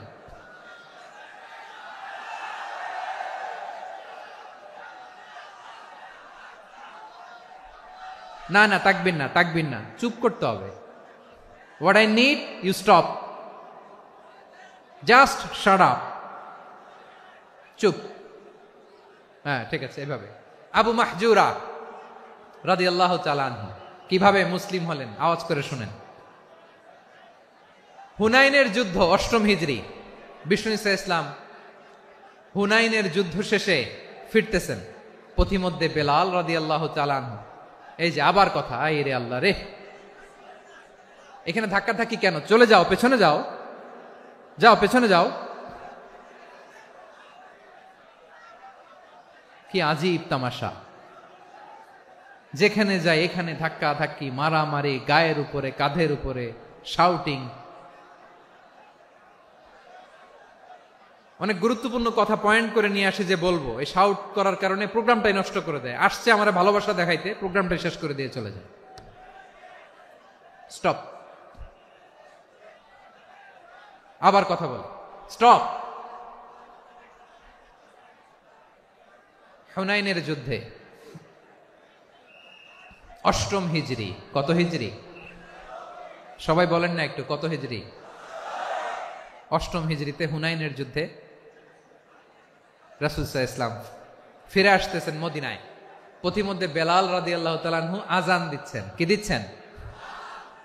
তো পাশে ছিল মুশরিকদের একটা পল্লী, কিছু মুশরিক তরুণ, কিছু অমুসলিম কিশোর, তারা আজানকে ব্যঙ্গ করতেছে, আমাদের বাংলায় মুখ ভেঙ্গানো বলে আর কি।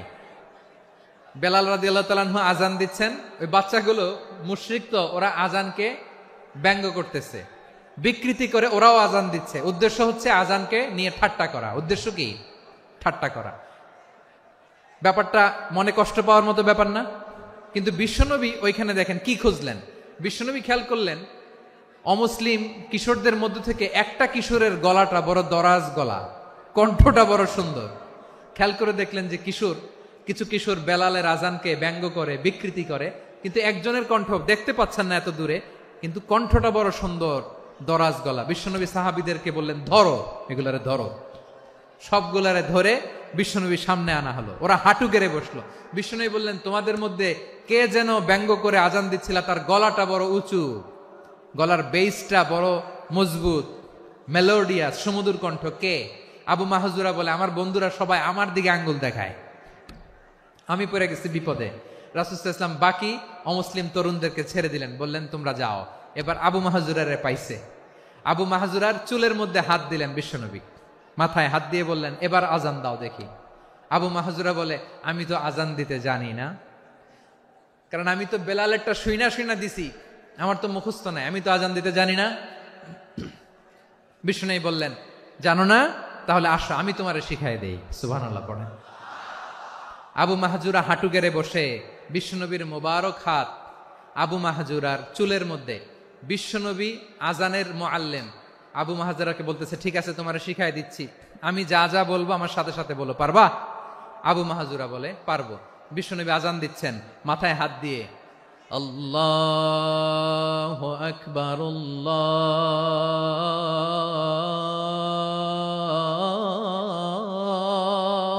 আকবার। আবু মাহজুরা এই বাক্যটা পড়লেন। বিশ্বনবী দ্বিতীয় বাক্য পড়তে আরম্ভ করলেন, আল্লাহু আকবার,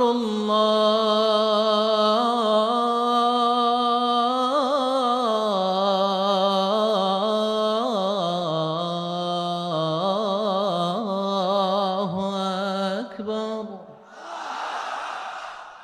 আবু মাহজুরা এই বাক্যটাও বললেন। বিশ্বনবী আবু মাহজুরার মাথার মধ্যে হাত দিয়ে তৃতীয় বাক্য পড়লেন,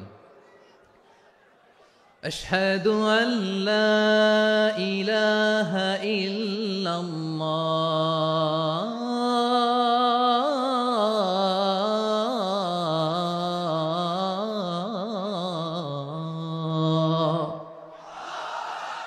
আবু মাহজুরা তৃতীয় বাক্য পড়লেন। বিশ্বনবী একটা বাক্য পরে আবু মাহজুরা পরে, বিশ্বনবী পরে আবু মাহজুরা পরে। আবু মাহজুরা কিন্তু অমুসলিম, মুশরিক। আবু মাহজুরা বলে, এক একটা বাক্য পড়ি আমার কলিজাটা গলে ঠান্ডা হয়ে যায়। এতদিন মোহাম্মদকে গালি দিতাম, এখন মোহাম্মদ আমার মাথায় যখন হাত রাখছে আমার সারা শরীর ঠান্ডা হয়ে গেছে। বিশ্বনবী আজান শিখাচ্ছেন, একটা একটা বাক্য পড়ে, আবু মাহজুরাও পড়ে, বিশ্বনবী পড়ে, আবু মাহজুরাও পড়ে।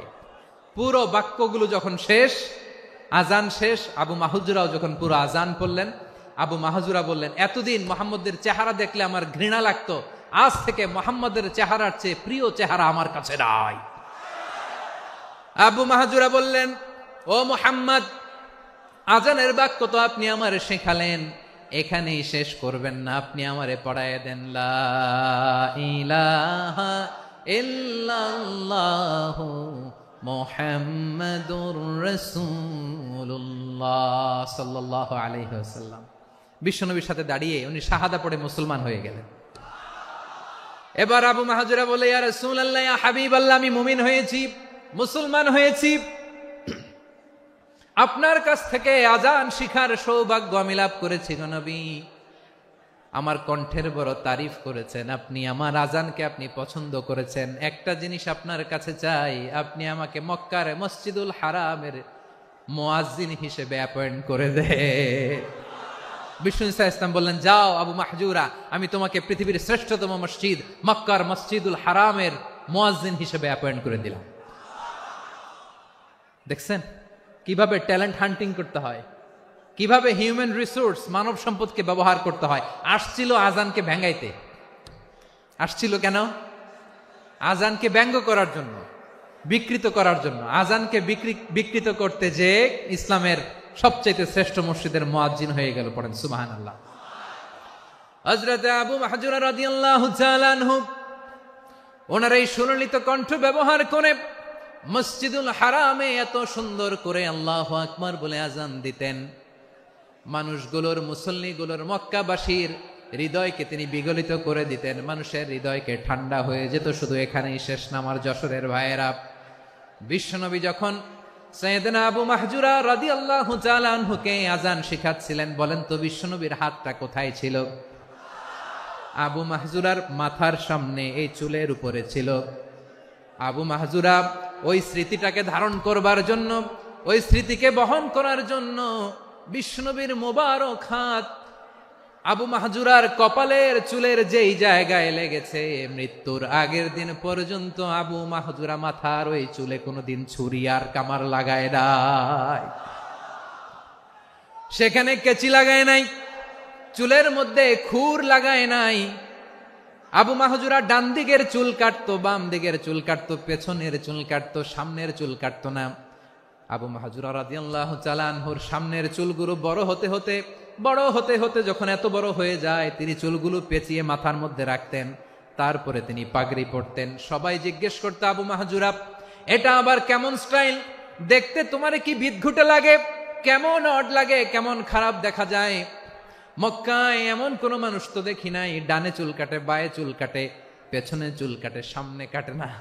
ওরে আবু মাহজুরা, কেমন দেখা যায় তোমারে, তুমি সামনের চুল কাটো না কেন? আবু মাহজুরা বলে, আমি হাঁটু গেড়ে পেয়ারা নবীর সামনে বসেছিলাম, আমার এই মাথার চুলের মধ্যে মুবারক হাত লাগিয়ে বিশ্বনবী নিজে আমাকে আজানের প্রতিটা বাক্য শিক্ষা দিয়েছেন। বিশ্বনবীর মোবারক হাত, পবিত্র হাত আমার মাথার চুলের যেই জায়গায় লেগেছে, আমি চাই ওই চুলগুলা নিয়ে আমি আমার কবরের ভিতরে যাব।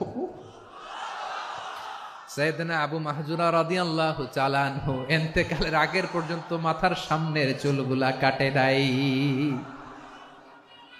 মাথার সামনের চুল তিনি কাটেন নাই। সুবহানাল্লাহি বিহামদি।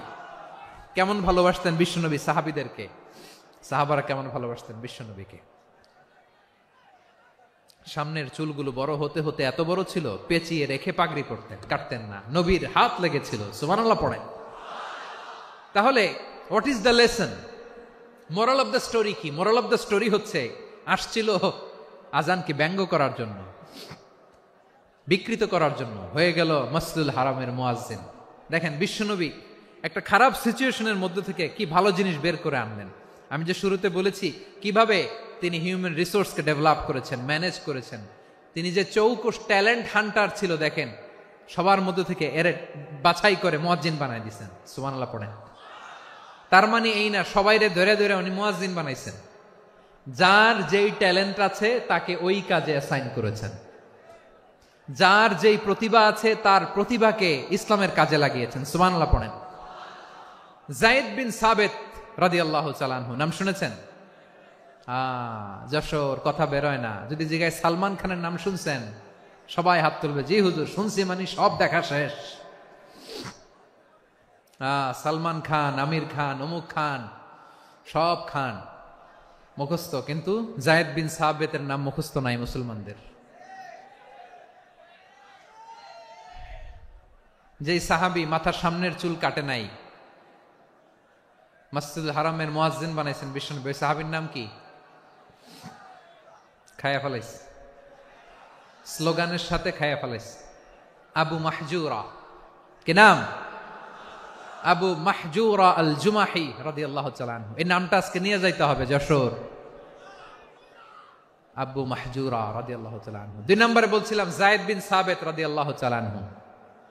বিশ্বনবী দেখলেন মদিনার এই আনসারী সাহাবী হাইলি ট্যালেন্টেড, ইন্টেলেকচুয়াল, মেরিটোরিয়াস, জ্ঞানের প্রতি তার আকর্ষণ, মারাত্মক আকর্ষণ। বিশ্বনবী তাকে দায়িত্ব দিলেন, কোরআন যা নাজিল হয় তুমি লিখো, কাতিবুল ওয়াহি বানায় দিলেন। সুবহানাল্লাহ। যায়েদ বিন সাবেতরে আবার আজান শিখান নাই, কারণ তার মধ্যে বিশ্বনবী প্রতিভা দেখেছেন, একাডেমিক প্রতিভা। বিশ্বনবীর একাডেমিক প্রজেক্টগুলো তিনি হ্যান্ডেল করতেন। যায়েদ বিন সাবেত ছিল বিশ্বনবীর ব্যক্তিগত সচিব। কি ছিল? ব্যক্তিগত সচিব, বোঝেন নাই? বিশ্বনবীর ব্যক্তিগত সচিব এবং দোভাষী। ইহুদিরা কিছু লিখে দিলে এটার অর্থ বিশ্বনবীরে বুঝায় দিতেন, আবার ইহুদিদের কাছে কিছু লিখতে হলে তিনি লিখে দিতেন। বিশ্বনবী একদিন বললেন, ইন্নী ওয়াল্লাহি মা আমানু ইয়াহুদা আলা কিতাব।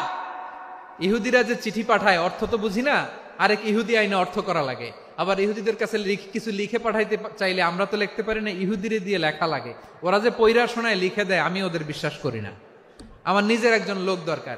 বিশ্বনবী এই যায়েদ বিন সাবেতকে চুজ করলেন ল্যাঙ্গুয়েজের জন্য। উনি বললেন, যায়েদ, তোমার সফট স্কিলকে ডেভেলপ করতে হবে, তুমি হিব্রু ল্যাঙ্গুয়েজ শিখে ফেলো। যায়েদ বিন সাবেত বলল, বিশ্বনবীর মোটিভেশন আর ইন্সপিরেশন পেয়ে আমি 15 দিনে ইহুদিদের এই হিব্রু ল্যাঙ্গুয়েজ শিখে ফেললাম। শুধু শিখে ফেললাম না, হাত্তা হাদিকতু, even I became master in the language. এই ভাষা আমি পারদর্শী হয়ে গেলাম। এরপরে ইহুদিরা চিঠি লিখে পাঠালে আর কোন ইহুদি ডাকা লাগতো না, আমি নবীর এটার অর্থ শুনে পরে বুঝায় দিতাম। আবার ইহুদিদের কাছে চিঠি লেখা লাগলে আমি যায়েদ বিন সাবেত চিঠি লিখে দিতাম। সুবহানাল্লাহ।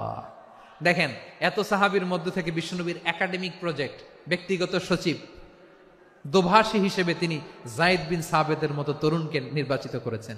কেমন ট্যালেন্ট হান্টার ছিল আমার নবী। সুবহানাল্লাহ পড়বেন না? বিশ্বনবীর ইন্তেকালের পরে সাইয়েদনা আবু বকর রাদিয়াল্লাহু তাআলা আনহু যখন খলিফা হয়ে আসলেন, কোরআনকে সংকলনের দায়িত্ব দেয়া লাগবে, কোন সাহাবীকে দিবেন? সব সাহাবারা মিলে পরামর্শ করলেন। সাইয়েদনা আবু বকর, ওমর সবাই মিলে এই বিশাল কোরআন সংকলনের গুরু দায়িত্ব বিশ্বনবীর ব্যক্তিগত সচিব, বিশ্বনবীর দোভাষী, বিশ্বনবীর সিলেক্ট করাই লোক যায়েদ ইবনে সাবেত রাদিয়াল্লাহু তাআলা আনহুকে দিয়েছে। কোরআনের কপি তো আজকে এখানে রাখে নাই। এই যে আজকের যে কোরআন পড়েন, এটা আগে এরকম ছিল না। কোরআন নাজিল হলে সাহাবারা চামড়ার, ওটের চামড়ায় লিখে ফেলতো, ওটের চ্যাপ্টা হাড্ডির মধ্যে লিখে ফেলতো, গাছের গুড়ির মধ্যে লিখে ফেলতো, বিভিন্ন জনের কাছে ছড়ানো ছিটানো ছিল। আবু বকর রাদিয়াল্লাহু তাআলা আনহু একসাথে করলেন, পরবর্তীতে উসমান রাদিয়াল্লাহু তাআলা আনহু একসাথে করলেন। 114 সূরার এখন এই মুসহাফ, এই কম্পাইলেশন, এই কপি আমরা পেয়েছি, যার হিউজ কন্ট্রিবিউশন ছিল। এই পুরো কোরআন কম্পাইলেশনের প্রজেক্ট ম্যানেজার ছিল যায়েদ বিন সাবেত রাদিয়াল্লাহু তাআলা। কোরআন কম্পাইলেশনের প্রজেক্ট ম্যানেজার। দেখেন, উনারে মাথায় হাত দিয়ে আজান শিখায় নাই। সুবহানাল্লাহ কইবেন না? তাহলে প্রথম সাহাবী আবু মাহজুরাকে মুয়াজ্জিন বানাইলেন, যায়েদ বিন সাবেতকে ব্যক্তিগত সচিব আর দোভাষী বানালেন, মুসআব ইবনে উমাইর রাদিয়াল্লাহু তাআলা আনহুকে ইসলামের প্রথম অ্যাম্বাসেডর বানালেন। তাহলে তৃতীয় নাম্বার একজন সাহাবীর নাম বলছি, মুসআব ইবনে উমাইর। মুসআব, কি নাম? নামটা কেমন লাগে? এই কয়েকজনের ভাল লাগে, বাকিদের ভাল লাগে না? ভাল লাগে? এই আর কয়েকটা মিনিট দেওয়া যাবে না আমাকে আল্লাহর রাস্তে? হ্যাঁ, ঠিক আছে। আমি তোমাদেরকে ভালোবাসা দেখাবো, দোয়া করব, যদি চুপ থাকো, একেবারে চুপ, কষ্ট সহ্য করো। বাকিরা যা সওয়াব পাবে তোমরা ডবল পাবা, যেহেতু কষ্ট বেশি। কিন্তু চুপ। 3 নম্বর সাহাবীর নাম মুসআব। এই ধাক্কাধাক্কি কেন রে ভাই? না না না, এরকম হইলে আসবো না যশোর, আমি আর আসবো না। হয় পিছনে চলে যাও, নাহলে চুপ, ধাক্কাধাক্কি নাই। 3 নম্বর সাহাবীর নাম মুসআব। কি নাম? He was the first ambassador in Islam. ইসলামের প্রথম ডিপ্লোম্যাট, প্রথম কূটনৈতিক, ইসলামের প্রথম কূটনৈতিক, ইসলামের প্রথম ডিপ্লোম্যাট, প্রথম অ্যাম্বাসেডর মুসআব ইবনে উমাইর। মক্কার তরুণ যুবক, উনি পারফিউম লাগাইলে মানুষ দেখলেই বুঝতো এটা মুসআব লাগাইছে। এমন ড্যাশিং ফেসের ছিল, এমন স্মার্ট ড্যাশিং ফেস, এমন পার্সোনালিটির মানুষ ছিল মুসআব রাদিয়াল্লাহু তাআলা আনহু। কারণ যিনি ইসলামের স্পোকম্যান হবেন, মুখপাত্র হবেন, তার স্মার্ট হওয়ার দরকার আছে না নাই? আকাবার প্রথম শপথ যখন হলো, তাদের সাথে বিষ্ণু ঈসা ইসলাম মদিনাতে একজন মুখপাত্র পাঠালেন, ডিপ্লোম্যাটকে পাঠালেন, অ্যাম্বাসেডর অফ ইসলাম। তিনি হচ্ছেন মুসআব ইবনে উমাইর। পড়েন সুবহানাল্লাহ। বিশ্বনবী দেখলেন সে অনেক স্মার্ট, তার ডেডিকেশন আছে, সিনসিয়ারিটি আছে, এবং মদিনায় যে আউস খাজরাজ গোত্রের নেতাদের সাথে ডিল করতে হবে, ইহুদিদের সাথে ডিল করতে হবে, ওখানে একজন পাক্কা জানু খেলোয়াড়ের দরকার আছে না নাই? মুসআব ইবনে উমাইর রাদিয়াল্লাহু তাআলা আনহু, ওনাকে বিষ্ণু ঈসা ইসলাম চুজ করলেন। এবং বিষ্ণু ঈসা ইসলামের এই চুজিংটা, এই সিলেকশনটা এত সুন্দর ছিল, তিনি মদিনাতে যে বিশ্বনবী আসার আগেই মদিনার জমিনকে তিনি উর্বর করে ফেলছেন। প্রতিটা ঘরে ঘরে কালিমার দাওয়াত তিনি পৌঁছায় দিচ্ছেন। জুমার বিধান নাজিল হয়েছে, কিন্তু মক্কায় পরিবেশ নাই জুমা পালনের। বিষ্ণু ঈসা ইসলাম একজনকে দিয়ে খবর পাঠালেন, যাও মদিনায় মুসাবকে যে বলো, মুসাব তো আমার শিক্ষক, আমার স্পোকম্যান, মদিনাতে যেন তারা জুমা কায়েম করে। বিশ্বনবীর আগেই মুসআব মদিনার মুসলিমদেরকে নিয়ে মদিনায় প্রথম জুমা কায়েম করে ফেলছে। কোন সুবহানাল্লাহ। ডিপ্লোম্যাটদের কেমন হইতে হয়, অ্যাম্বাসেডরের কেমন হইতে হয়, মুসআব রাদিয়াল্লাহু তাআলা আনহুর কাছ থেকে শিখে নাও। মুসআব নামটা কেমন লাগে? যশোর যাদের সন্তান হবে, ছেলে সন্তান, আমার রাস্তায় পাইলে সবাই জিজ্ঞেস করে, হুজুর একটা নাম দেন, আমার ছেলে হবে। যশোরবাসীর জন্য আমি একটা নাম দিয়ে দিলাম, নাম রাখতে হবে মুসআব। কি নাম? নামটা যাদের ভাল লাগে, ছেলে সন্তান অনাগত আসবে, মনে চাইলে নাম রেখে দিবেন মুসআব রাদিয়াল্লাহু তাআলা আনহুর নামে মুসআব। তাহলে মুসআব রাদিয়াল্লাহু তাআলা আনহুকে বিশ্বনবী ল্যাঙ্গুয়েজ শিখান নাই, সফট স্কিল শিখান নাই। যায়েদ রাদিয়াল্লাহু, তিনি হিব্রু ল্যাঙ্গুয়েজ শিখেছেন, সুরিয়ানি শিখেছেন, কিন্তু মুসআবকে তিনি বানিয়েছেন the spokesman of Islam, the first diplomat, the ambassador of Islam. সুবহানাল্লাহ পড়বেন না? আব্দুল্লাহ ইবনে আব্বাস রাদিয়াল্লাহু তাআলা আনহু, বিশ্বনবীর কাজিন, চাচাতো ভাই। আবার মাইমুনা রাদিয়াল্লাহু তাআলা আনহু, মাইমুনা নবীর স্ত্রী, তিনি ছিলেন আব্দুল্লাহর আপন খালা। তো নবীর বউ যদি ওনার খালা হয়, নবী তার কি? বুঝে নাই, নবী তার কি? খালু। তাহলে সম্পর্ক অনেক গভীর, কাজিন আবার খালু। ছোট্ট মানুষ, তাই রাতে মাঝে মাঝে ঘরে থাকতো। বিশ্বনবী দেখলেন আব্দুল্লাহ যেহেতু আমার ঘরে ঢুকতে পারে, আব্দুল্লাহরে এই উম্মতের বড় শিক্ষাবিদ বানাইতে হবে। কথা বোঝে নাই? আব্দুল্লাহকে কি বানাইতে হবে? শিক্ষাবিদ, এডুকেটর অফ দিস উম্মাহ, এই উম্মার শিক্ষাবিদ বানাইতে হবে। তাই আব্দুল্লাহ ইবনে আব্বাসকে বিশ্বনবী হাতে কলমে শিক্ষা দিয়েছেন। আহারে, আর এরপরে যে কি ভাষা আসবে তোমাদের জন্য আমার মুখ থেকে আমি নিজেও জানি না। 1 ঘন্টা যাবত ধাক্কা ধাক্কি মারামারি। তো আসতে বলছে কে তোমাকে? পেছনে চলে যাও, জায়গা না পেলে। পুরো প্রোগ্রামটাই নষ্ট করে দিল।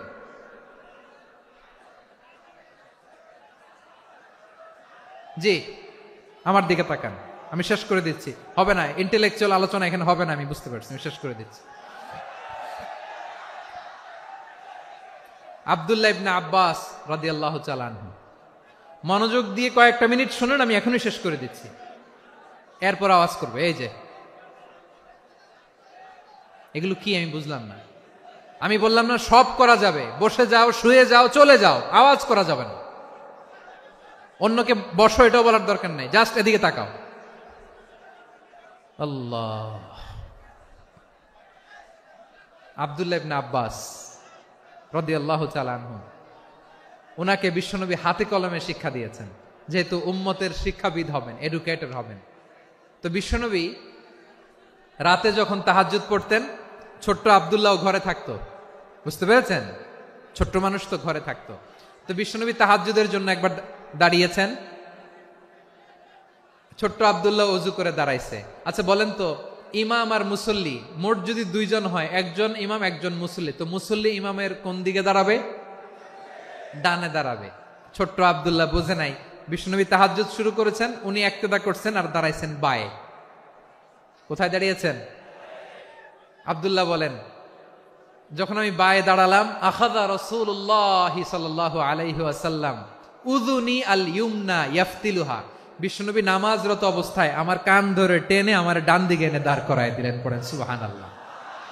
দেখেন, হাতে কলমে শিক্ষা। আর জীবনে ভুলাবে? কথা কয় না, আর ভুলাবে? আর ভুল হবে না। এভাবে বিশ্বনবীর অনেক সঙ্গ পেয়েছেন, সফর করেছেন, একই বাহনে বসেছেন, এক বাহনে বসে লম্বা নাসিহত করেছেন, বলেছেন, ইয়া গোলাম ইহফাজিল্লাহ ইয়াহফাজকা ইহফাজিল্লাহ তাজিদহু তুজাহাক ইযা সাআলতা ফাসআলিল্লাহ ওয়া ইযা ইসতাআনতা ফাসতাইন বিল্লাহ। আল্লাহর বিধান মানো, আল্লাহর বিধান রক্ষা করো, আল্লাহ তোমায় রক্ষা করবে। আব্দুল্লাহ, চাইতে হলে আল্লাহর কাছে চাও, সাহায্য চাইতে হলে আল্লাহর কাছে সাহায্য চাও। মনে রাখো, গোটা বিশ্বের সবাই যদি তোমার সাহায্য করতে চায়, ততটুকুই করতে পারবে যতটুকু আল্লাহ তোমার নসিবে রেখেছে। গোটা বিশ্ব যদি তোমার বিরুদ্ধে ষড়যন্ত্রে দাঁড়িয়ে যায়, ক্ষতি ততটুকু করতে পারবে যতটুকু তোমার জন্য বরাদ্দ আছে। এর বাইরে কিছু করতে পারবে না। আওয়াজ করে বলেন ঠিক কিনা? এভাবে হাতে কলমে শিখিয়েছেন, বিশ্বনবীর সঙ্গ পেয়েছেন। উনাকে বিশ্বনবী সাল্লাল্লাহু আলাইহি ওয়াসাল্লাম শিক্ষাবিদ, এডুকেটর অফ দিস উম্মাহ হিসেবে সিলেক্ট করেছেন, হাতে কলমে শিখিয়েছেন। বিশ্বনবী একবার প্রকৃতির ডাকে সাড়া দিয়ে এসেছেন। এখন কি করতে হবে? নামাজের জন্য অজু করতে হবে। বিশ্বনবী এসেই দেখেন অজুর বদনায় পানি ভরা, খুশি হয়ে গেলেন। বললেন, কে রেখেছে পানি? একজন বলল, আব্দুল্লাহ রেখেছে। বিশ্বনবী অত্যন্ত খুশি হলেন। খুশি হয়ে একটা দোয়া করলেন, বললেন, আল্লাহুম্মা ফাক্কিহু ফিদ্দীন ওয়া আল্লিমহু তা'ওয়িল। আল্লাহ, তুমি আব্দুল্লাহকে দ্বীনের বুঝ দিও আর কোরআনের তাফসির শিক্ষা দিও। বিশ্বনবীর এই দোয়া এমন লাগছে, উনি রাইসুল মুফাসসিরিন, এই পৃথিবীতে যত মুফাসসির ছিল, যত মুফাসসির আসবে, সকল মুফাসসিরের সম্রাট হিসেবে স্বীকৃত হয়েছেন। আব্দুল্লাহ ইবনে আব্বাস, বিশ্বনবী ওনারে আজান শিখান নাই, বিশ্বনবী ওনারে ল্যাঙ্গুয়েজ শিখান নাই, বিশ্বনবী ওনারে অ্যাম্বাসাডর বানান নাই, হাতে কলমে শিক্ষা দিয়েছেন। ছোট্ট মানুষ, বিশ্বনবী ইন্তেকাল করলেন।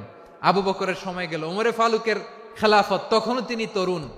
ওমরে ফারুক রাদিয়াল্লাহু তাআলা আনহু ওনার ক্যাবিনেট মিনিস্ট্রির বৈঠকে এই আব্দুল্লাহ ইবনে আব্বাসকে পাশ দিয়ে বসায় রাখতেন। বয়স্ক সাহাবারা এটা পছন্দ করতো না। তারা বলতো, ঘটনা কি? আব্দুল্লাহর মতো ছেলে নাতি আমাদের আছে, এরা কেন রাখে ওমরে ফারুক? ওমরে ফারুক এটা টের পেলেন। তিনি বুঝতে পারলেন যে ক্যাবিনেট মেম্বাররা এটা পছন্দ করে না, ছোট্ট আব্দুল্লাহরে কেন রাখি, কেন যে রাখি, এটা একদিন বুঝাবো। একদিন মিটিং এ তিনি সবাইকে বললেন, ইদা জাআ নাসরুল্লাহি ওয়াল ফাতহ। এই আয়াত দ্বারা উদ্দেশ্য কি বলেন তো মুরব্বী সাহাবীরা? এক সাহাবী বলেন, এই সূরা দ্বারা উদ্দেশ্য, আল্লাহ বলেছেন আমাদেরকে বিভিন্ন ল্যান্ড, বিভিন্ন এলাকা বিজয় করতে হবে। ওমরে ফারুক বললেন, না, হয়নি। আরেকজন বললেন, বিজয় হওয়ার পর আমাদের বেশি বেশি আল্লাহর বরত্বের ঘোষণা দিতে হবে, এটা উদ্দেশ্য। ওমরে ফারুক বললেন, না, হয় নাই। যারা জিজ্ঞেস করেন কেউ পারে না। সব শেষে বিশ্বনবী ছোট্ট আব্দুল্লাহরে বলেন, আব্দুল্লাহ, ইদা জাআ নাসরুল্লাহি ওয়াল ফাতহ, এর দ্বারা উদ্দেশ্য কি বলো তো? ছোট্ট আব্দুল্লাহ বলেন, হুয়া আজালু রাসূলিল্লাহ। এই আয়াত দ্বারা বিশ্বনবীর বিদায়কে উদ্দেশ্য নেওয়া হয়েছে। ওমরে ফারুক বললেন, হাযা হুয়া, এটাই তো সঠিক উত্তর, এটাই সঠিক তাফসীর এই আয়াতের। কারণ ইদা জাআ নাসরুল্লাহি ওয়াল ফাতহ, যখন আল্লাহর সাহায্য আর বিজয় আসবে, ওয়া রাআইতান নাসা ইয়াদখুলুনা ফি দীনিল্লাহি আফওয়াজা, আপনি দেখবেন দলে দলে, ঢলে ঢলে, বানের পানির মতো মানুষ ইসলামের দিকে ঢুকতেছে, ইসলামের বিজয় হয়েছে। তো ইসলামের বিজয়ের মিশন নিয়ে নবী আসছে, বিজয়ী যখন হয়ে গেছে, এখন তো নবীর বিদায় হবে। জোরে বলেন ঠিক কিনা? কোন সাহাবী এই সূক্ষ্ম কথাটা ধরতে পারে নাই, ওই আব্দুল্লাহ ছাড়া। আব্দুল্লাহ যখন উত্তর দিছে, সব সাহাবীদের টনক নড়েছে। এরপর থেকে কোন ক্যাবিনেট মিটিং এ আর কোন সাহাবারা কোনো প্রশ্ন করে নাই। আওয়াজ করে পড়েন সুবহানাল্লাহ। বিশ্বনবী আব্দুল্লাহ ইবনে আব্বাসকে দ্য এডুকেটর অফ দ্য উম্মাহ, উম্মার শিক্ষাবিদ হিসেবে গ্রহণ করেছেন। আওয়াজ করে পড়তে হবে আল্লাহু আকবার। সাহাবীদের নামগুলো মনে থাকবে? এক নম্বরে আবু মাহজুরা, মুয়াজ্জিন বানাইছেন। যায়েদ ইবনে সাবিত, দোভাষী, ট্রান্সলেটর অফ প্রফেট। এবং তিনি ছিলেন বিশ্বনবীর ব্যক্তিগত সচিব। মুসআব ইবনে উমাইর, the first ambassador and diplomat of Islam. আব্দুল্লাহ ইবনে আব্বাস, এই উম্মার সবচেয়ে বড় এডুকেটর, শিক্ষাবিদ। আরেকজন ছিল আব্দুল্লাহ ইবনে মাসউদ রাদিয়াল্লাহু তাআলা। দুই আব্দুল্লাহ, আব্বাস গেল, আরেকজন হচ্ছে মাসউদ। মক্কার তরুণ, ছাগল পালতো মুশরিকের বিশ্বনবী আর আবু বকর রাদিয়াল্লাহু তাআলা আনহু একবার গেলেন, যে দেখে এই তরুণ দাঁড়ায় আছে। বিশ্বনবী বলেন, আমি খুব ক্ষুধার্ত, তোমার কাছে কি দুধ আছে ছাগলের? আব্দুল্লাহ ইবনে মাসউদ বলে, আছে। ওয়ালাকিন আনা মুতামান, কিন্তু যে দুধ আছে এটা আমানতের, আমি দিতে পারবো না। বিশ্বনবী এইটা শুনেই তারা টার্গেট করে ফেলছে। আনা মুতামান, দুধ আছে কিন্তু এটা আমার মালিকের, আমি তো দরদ দেখাই, আমার মালিকের দুধ আপনি পথিক, আপনারা দিতে পারি না। বিশ্বনবী টার্গেট করে ফেলছেন, এরে আমার কাজে লাগাইতে হবে। বিশ্বনবী বলেন, আচ্ছা ঠিক আছে, দুধ দিও না, কিন্তু এমন ছাগি আছে কিনা যেই ছাগির সাথে কোনো ছাগলের মিলন হয় নাই, তার ওলানে দুধও আসে নাই, বাচ্চাও নাই, এরকম ছাগির থেকে যদি আমি দুধ খাই তাহলে তো সমস্যা নাই। বলতেছে, এরকম ছাগির থেকে দুধ খাইলে সমস্যা নাই, কারণ এরকম ছাগির ওলান থেকে দুধ আসবেও না। বলতেছে, ঠিক আছে, এরকম একটা ছাগি নিয়ে আসা হলো। বিশ্বনবী বিসমিল্লাহ বলে ওই ছাগির ওলানে হাত দিলেন। হাত দিতে দেরি, পুরো ওলানটা দুধে ভরে যেতে দেরি হয় না। বিশ্বনবী আর আবু বকর রাদিয়াল্লাহু তাআলা আনহু দহন করে পেট ভরে খেলেন। এই দৃশ্য আব্দুল্লাহ ইবনে মাসউদের হৃদয়ে দাগ কাটলো। এই মুজিজা দেখে তিনি বললেন, আশহাদু আল্লা ইলাহা ইল্লাল্লাহ ওয়া আশহাদু আন্না মুহাম্মাদুর রাসূলুল্লাহ। তিনি ষষ্ঠ মুসলিম ছিলেন, 6 নম্বর মুসলমান। ওনাকে টার্গেট করে বিশ্বনবী দেখলেন এমন ইন্টেলেকচুয়াল ব্রেন, উনি সূক্ষ্ম সূক্ষ্ম জিনিস বুঝে বেশি, ফিকহি জ্ঞান ওনার মধ্যে বেশি।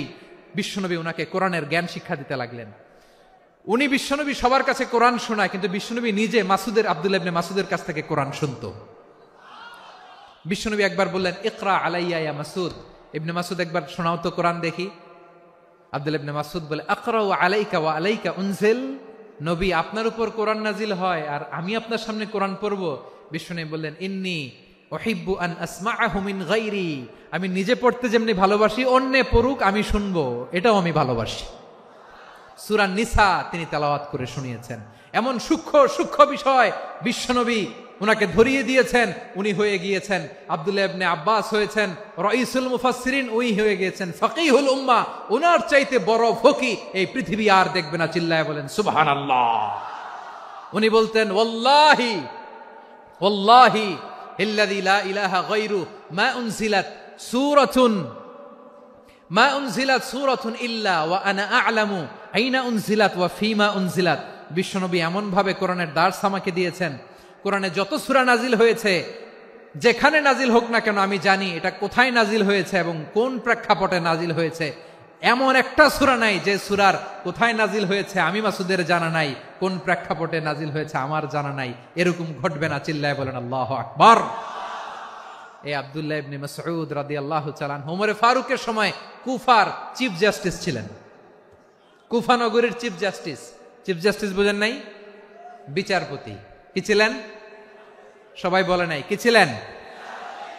বিচারপতি ছিলেন। এবং ওনার যে ফিকহি জ্ঞানের ধারা, এটাই আলকামা, ইব্রাহিম আন-নাখাই, হাম্মাদ ইবনে সুলাইমান হয়ে ইমাম আবু হানিফা পর্যন্ত পৌঁছেছে। এবং ওনার ফিকহি জ্ঞানের ধারাই হানাফি মাযহাবে অ্যাকসেপ্ট হয়েছে। আজও এগুলো হানাফি মাযহাবে চর্চিত হয়। হানাফি মাযহাবের সব ফিক আব্দুল্লাহ ইবনে মাসউদের ফিকহি জ্ঞানের ধারা থেকে নেওয়া হয়েছে। চিল্লায় পড়েন সুবহানাল্লাহ।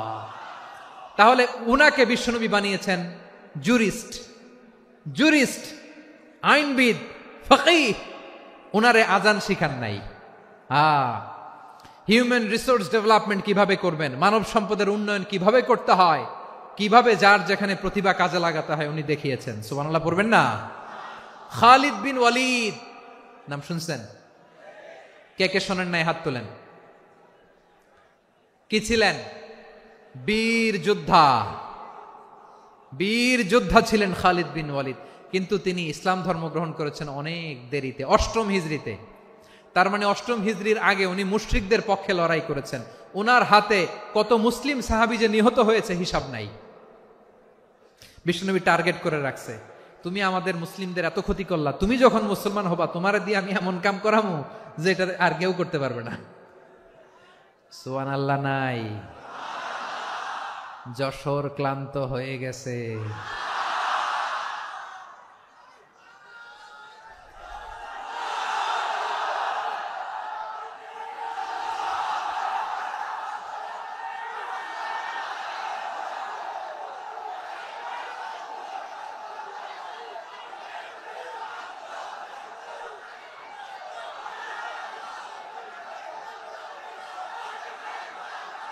মাশাআল্লাহ, বসুন বসুন বসুন।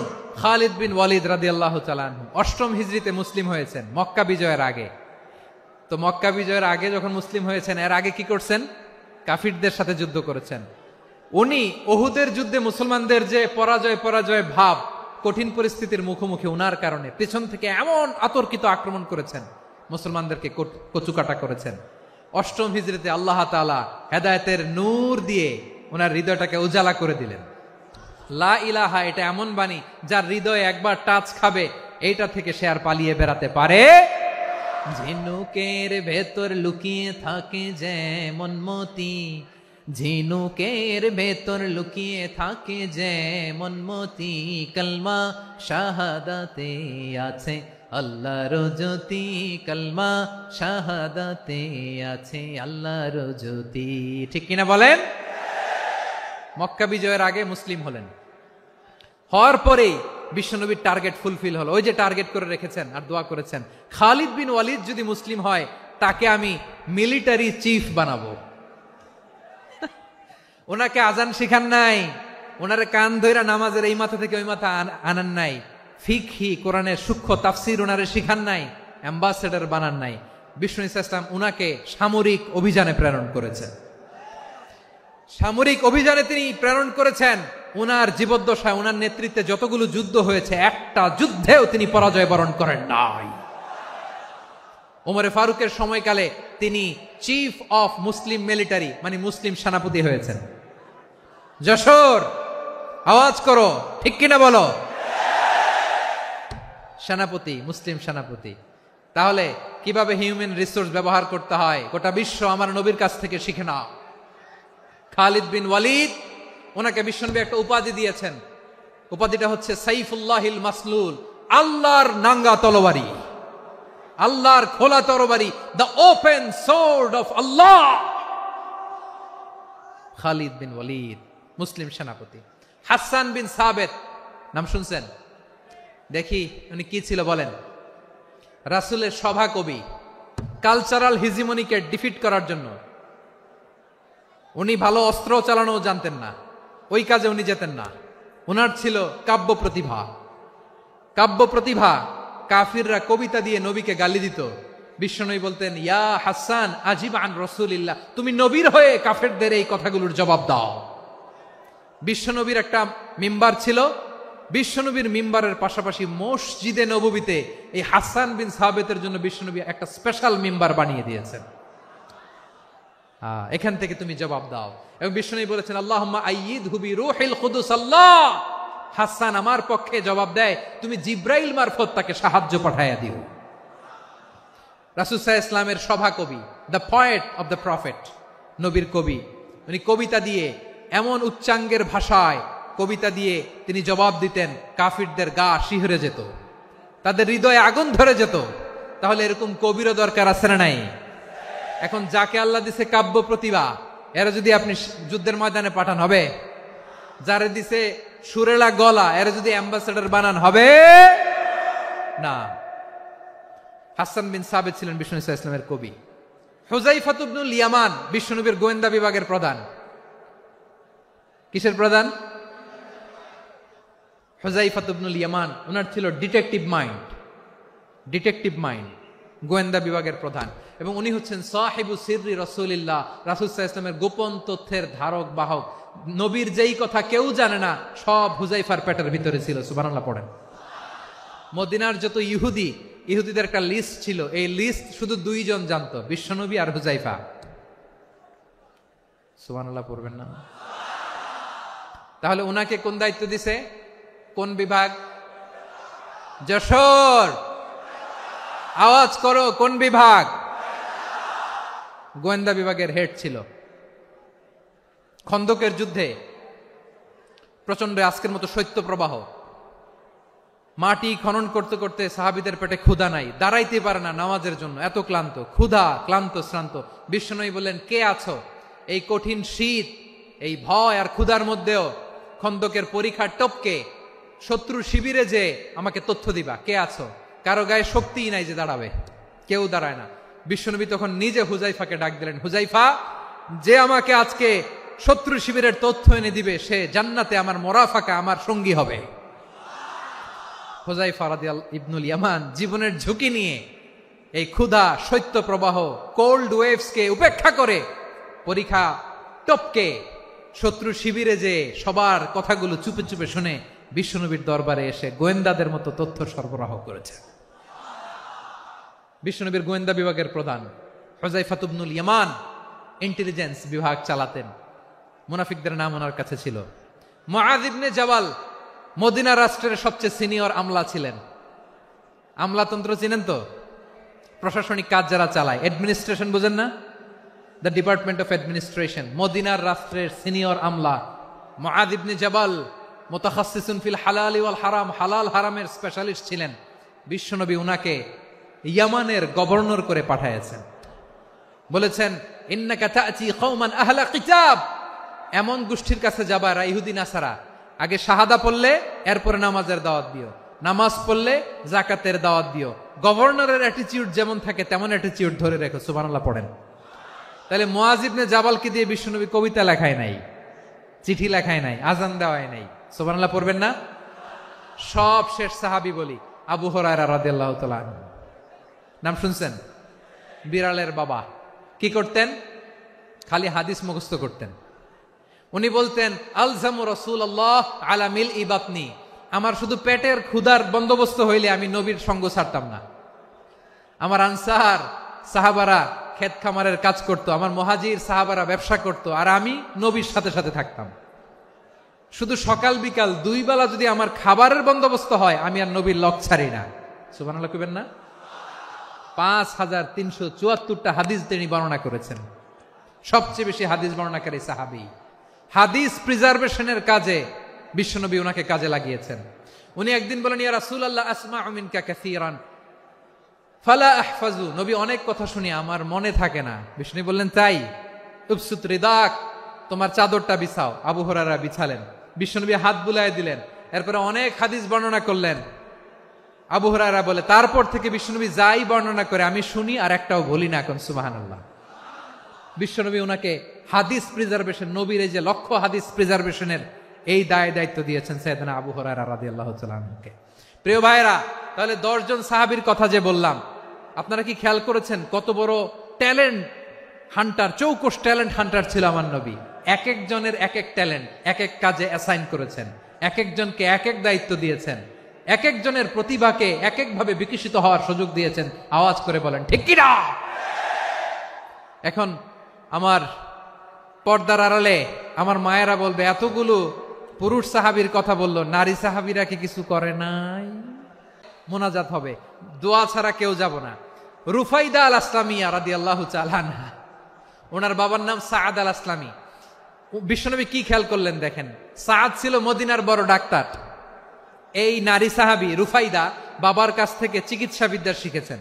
যখন শিখছে, বিশ্বনবী দেখলেন আমার তো প্রতি সপ্তাহে সপ্তাহে যুদ্ধে আহত সাহাবীদের সেবা দিবে কে? বিশ্বনবী রুফাইদাকে বললেন, রুফাইদা তুমি মসজিদে নববীর পাশে একটা মেডিকেল ক্যাম্প করো। এই যে সাকিনা আদ্দিন মেডিকেলের আমার ছাত্রী বন্ধুরা, শুনে রাখো, তোমাদের আইকন হচ্ছে এই রুফাইদা আল আসলামিয়া। বিশ্বনবীর ডিরেকশন অনুযায়ী তিনি মসজিদে নববীর পাশে একটা মেডিকেল ক্যাম্প করলেন এবং আহত সাহাবাদের চিকিৎসা উনি ওনার টিম নিয়ে দিতেন। বিশ্বনবীর পরামর্শে উনি আনসারি এবং মুহাজির মহিলা সাহাবীদেরকে নিয়ে একটা স্পেশাল মেডিকেল টিম গঠন করলেন। খায়বার যুদ্ধে 7ম হিজরিতে যখন বিশ্বনবী যায়, উনি ওনার টিম নিয়ে আসলেন, বললেন, ইয়া রাসূলুল্লাহ, আমরা তো তলোয়ার চালাতে পারি না, আমরা তো তীর মারতে পারি না, আপনি যদি অনুমতি দেন খায়বার অভিযানে আমি আমার টিম নিয়ে মেডিকেল টিমের সেবাটা সার্ভিসটা দিতে চাই। পড়েন সুবহানাল্লাহ। বিশ্বনবী অনুমতি দিলেন, যোদ্ধা সাহাবীদের সাথে রুফাইদা আল আসলামিয়া উনিও মেডিকেল টিম নিয়ে অগ্রসর হলেন। খায়বারের প্রতিটা আহত ইনজুর্ড সাহাবী যারা ইনজুরির শিকার হয়েছেন, সবাই রুফাইদা আল আসলামিয়ার এই মেডিকেল ক্যাম্প থেকে চিকিৎসা সহায়তা পেয়েছেন। সুবহানাল্লাহ পড়েন। দেখেন কিভাবে বিশ্বনবী ট্যালেন্ট বাছাই করতেন। আপনি অবাক হবেন, বাহরাইনের মেডিকেল ইউনিভার্সিটিতে রুফাইদা আল আসলামিয়া মেডিকেল প্রাইজ অ্যাওয়ার্ড প্রতি বছর দেয়া হয়। যদি 8 দিনের এই মেডিকেল, আমার বোনেরা যদি জেনে থাকো জানো, না হলে নতুন করে জানো, সার্চ দিও রুফাইদা আল আসলামিয়া মেডিকেল অ্যাওয়ার্ড। বাহরাইনের ইউনিভার্সিটিতে দেওয়া হয়। প্রিয় ভাইয়েরা, তাহলে আলোচনার সামারি আমরা করি। বিশ্বনবী যার যেখানে ট্যালেন্ট তাকে ওইখানে কাজে লাগাতেন। আওয়াজ করে বলেন ঠিক কিনা? এবার একটা ইন্টারভিউ হবে, আওয়াজ করে বলেন আবু মাহজুরাকে বিশ্বনবী কি বানাইছেন? হ্যাঁ, ভুলে গেছেন? সামনের চুলে হাত দিয়ে বিশ্বনবী কি সুন্দর গলায় আজান শিখালেন, মুয়াজ্জিন। যায়েদ বিন সাবিতকে একাডেমিক প্রজেক্টের দায়িত্ব দিয়েছেন, তিনি ছিলেন বিশ্বনবীর দোভাষী ব্যক্তিগত সচিব। মুসআব ইবনে উমাইর, the first ambassador of Islam. আব্দুল্লাহ ইবনে আব্বাস, উম্মার বড় শিক্ষাবিদ, মুফাসসির। আব্দুল্লাহ ইবনে মাসউদ, আব্দুল্লাহ ইবনে মাসউদ ছিলেন জুরিস্ট। কি ছিলেন? জুরিস্ট ছিলেন, এই উম্মার সবচেয়ে বড় জুরিস্ট। খালিদ বিন ওয়ালিদ, সেনাপ্রধান। হাসান বিন সাবিত, হাসান বিন সাবিত ছিলেন বিশ্বনবীর সভাকবি। কি ছিলেন? বিশ্বনবীর সভাকবি ছিলেন। এরপরে হুযায়ফা ইবনুল ইয়ামান কি ছিলেন? গোয়েন্দা বিভাগের প্রধান। মুআয ইবনে জাবাল কি ছিলেন? সিনিয়র আমলা, ইয়ামানের গভর্নর। আবু হুরায়রা রাদিয়াল্লাহু তাআলা আনহু হাদিস প্রিজার্ভেশনের কাজ করেছেন। আর আমাদের রুফাইদা আল আসলামিয়া রাদিয়াল্লাহু তাআলা আনহা কি ছিলেন? নার্স ছিলেন, নার্স হয়ে মেডিকেল সেবা দিয়েছেন। প্রিয় ভাইয়েরা, পুরো আলোচনার যদি সামারি করি তাহলে বিশ্বনবী যেভাবে হিউম্যান রিসোর্সকে ম্যানেজ করেছেন, যার যেখানে প্রতিভা কাজে লাগিয়েছেন, আমরাও যদি করি আমাদের বাংলাদেশের চিত্র আমরা পাল্টে দিতে পারবো। আমরা শুরুতে শুনেছি মানুষের আছে অসীম সম্ভাবনা, প্রতিটা মানুষ অনন্য। যত্ন নিলে, যথাযথ পরিচর্যা করলে মানুষ বিশ্ব জয় করতে পারে, ঠিক কিনা? আমাদের হাফেজে কোরআনের সামনে দাঁড়াতে পারে এমন কোন হাফেজে কোরআন আল্লাহর জমিনে জন্ম হয় নাই। গোটা বিশ্ব কাঁপিয়ে তারা সেরা। আমাদের ক্রিকেটাররা সেরা, আমাদের তৈরি পোশাক শিল্প সেরা। এরকম অনেক অনেক সেরা জিনিস আছে, আমরা এগুলোরে নার্চারিং করতে পারি নাই, পরিচর্যা করতে পারি নাই, সঠিক তারবিয়াতের অভাব। তাহলে মানুষের অসীম সম্ভাবনাকে কাজে লাগাতে হবে, ঠিক কিনা বলেন? ইউনূস গভর্নমেন্টকে আমি বলবো, অল্প সময়ের জন্য আপনারা এসেছেন, সংস্কারও করতে হবে, আবার নির্বাচনও করতে হবে। সব সংস্কার হয়তো করতে পারবেন না, যতটুকু পারবেন এর মধ্যে আমাদের যে হিউজ ম্যান পাওয়ার, আমাদের যে মানব সম্পদ, হিউম্যান রিসোর্স, এটাকে ডেভেলপ করে আপনাদের যেতে হবে। যেটা পারবেন না সেটাকে পরবর্তী নির্বাচিত গভর্নমেন্টের কাছে রেখে যেতে হবে, যে তারা যেন করে, তাদের কাছে আপনারা এটা রেখে যাবেন। তাহলে মানুষ চাইলে বিশ্ব জয় করতে পারে। আর মানুষকে হারাতে পারে কেউ? জোরে বলো যশোর, মানুষকে হারাতে পারে কেউ? আল্লাহ আমাদেরকে জনসংখ্যা দিয়েছেন প্রিয় ভাইয়েরা। এই জনসংখ্যা অনেক বড় সম্পদ, এটা আমাদের জন্য অভিশাপ নয়, আশীর্বাদ। আমাদের জনসংখ্যাকে যদি আমরা জনশক্তিতে রূপান্তর করতে পারি, আজকে বাংলাদেশ যে অবস্থানে দাঁড়িয়ে আছে, বাংলাদেশ তার 20 গুণ উন্নতির শিখরে চলে যাবে। চিল্লায় বলো ঠিক কিনা? আমাদের শ্রমিক ভাইয়েরা বাইরে কাজ করে, আমাদের শ্রমজীবী ভাইয়েরা, প্রবাসীরা, তাদের ব্যাপারে গুরুত্ব দিতে হবে। আমাদের শ্রমের দাম সবচেয়ে কম, সবচেয়ে কম। তারা এম্বাসিতে গুরুত্ব পায় না, এয়ারপোর্টে গুরুত্ব পায় না। এই সরকার অবশ্য তাদেরকে অনেক গুরুত্ব দিচ্ছে। আমাদের অদক্ষ শ্রমিককে যখন আমরা দুবাই পাঠাই, অল্প বেতন পায়, কিন্তু ইন্ডিয়ানরা দক্ষ শ্রমিক পাঠাইলে তার 3 গুণ বেতন পায়। আমরা আমাদের শ্রমিকদেরকে অদক্ষ ভাবে আর পাঠাতে চাই না, দক্ষ শ্রমিক পাঠিয়ে আমরা রেমিটেন্সের বন্যা বইয়ে দেব। আমাদের শ্রমিকদের পাঠানো রেমিটেন্সের টাকায় সচল থাকে আমার দেশের অর্থনীতির চাকা। তাদেরকে সবচেয়ে গুরুত্ব দিতে হবে। আমরা পেয়েছি ফ্রিডম ফাইটার, মুক্তিযোদ্ধা, আর আমার প্রবাসী ভাইরা হচ্ছে রেমিটেন্স ফাইটার। জোরে বলো ঠিক কিনা?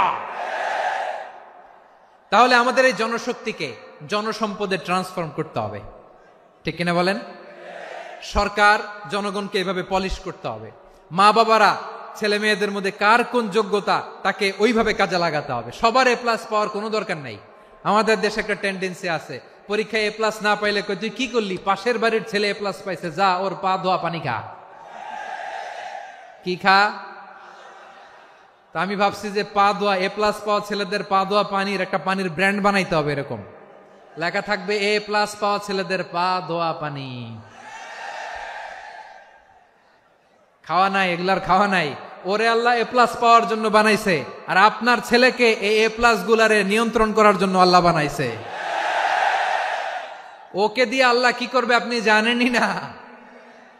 একটা এ প্লাস, একটা এ গ্রেড একটা মানুষের জীবনকে ঠিক করে দিতে পারে না। আপনার ছেলেকে আল্লাহ অন্যদিকে যোগ্যতা দিয়েছে। ওদের মনোবল ভাঙবেন না, খবরদার খবরদার। ছেলে মেয়েদের মনোবল ভাঙবেন না। যাকে দিয়ে যেটা হবে তাকে দিয়ে সেটা করতে হবে, তার প্রতিভাকে সেভাবে কাজে লাগাতে হবে। তাহলে বাংলাদেশ আমাদের এই জনসংখ্যা জনসম্পদে রূপান্তরিত হবে। আমাদের সরকারের তত্ত্বাবধানে আমাদের 18 কোটি জনগণ দক্ষ জনশক্তিতে রূপান্তরিত হোক আমরা চাই কি চাই না? আমরা ভালো মানুষ, শ্রেষ্ঠ মানুষ হতে চাই কি চাই না? ওই জাপানিজদের মতো সৎ, ওই ইউরোপিয়ানদের মতো কালচার্ড। আমাদেরকে আল্লাহ তাআলা কোরআন সুন্নাহ অনেক কিছু দিয়েছেন। যেহেতু বর্তমানে আমরা দেখছি তারা সৎ, তাদের মধ্যে ভ্যালু আছে, সেগুলো আমাদের মধ্যে আনার দরকার আছে না নাই? আর ইসলাম দিয়ে আমাদের জীবনকে সাজাতে হবে, ইসলাম দিয়ে আমার পরিবারকে সাজাতে হবে। ইসলাম থেকে, কোরআন থেকে প্রেসক্রিপশন না নিলে জীবন সুন্দর হবে না। কোরআন থেকে প্রেসক্রিপশন না নিলে সমাজ সুন্দর হবে না। কোরআনের প্রেসক্রিপশন না মানলে রাষ্ট্র সুন্দর হবে না। কোরআনের প্রেসক্রিপশন অ্যাপ্লাই না করলে শুধু দুর্নীতি দমন কমিশন দিয়ে দুর্নীতি বন্ধ করা যাবে না। এজন্য কোরআনের আইন আমরা চাই কি চাই না? প্রিয় ভাইয়েরা, হিউম্যান রিসোর্স ডেভেলপমেন্ট, মানব সম্পদের উন্নয়ন, আমাদের সরকার যেন এদিকে নজর দেয়। আমরা যেন এই ব্যাপারে যত্নবান হয়ে উঠি। যাকে আল্লাহ যে যোগ্যতা দিয়েছে, এই যোগ্যতা দিয়ে আমরা যেন ইসলামের জন্য, দেশের জন্য কাজ করি।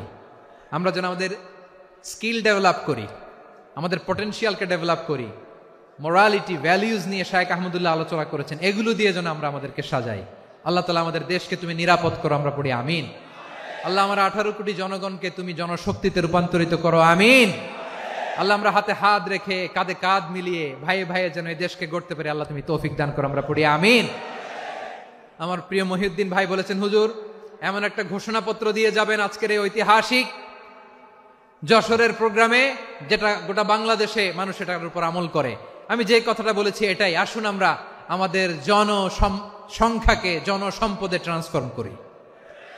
আমাদের জনসংখ্যাকে আমরা যেন জনশক্তিতে রূপান্তরিত করি।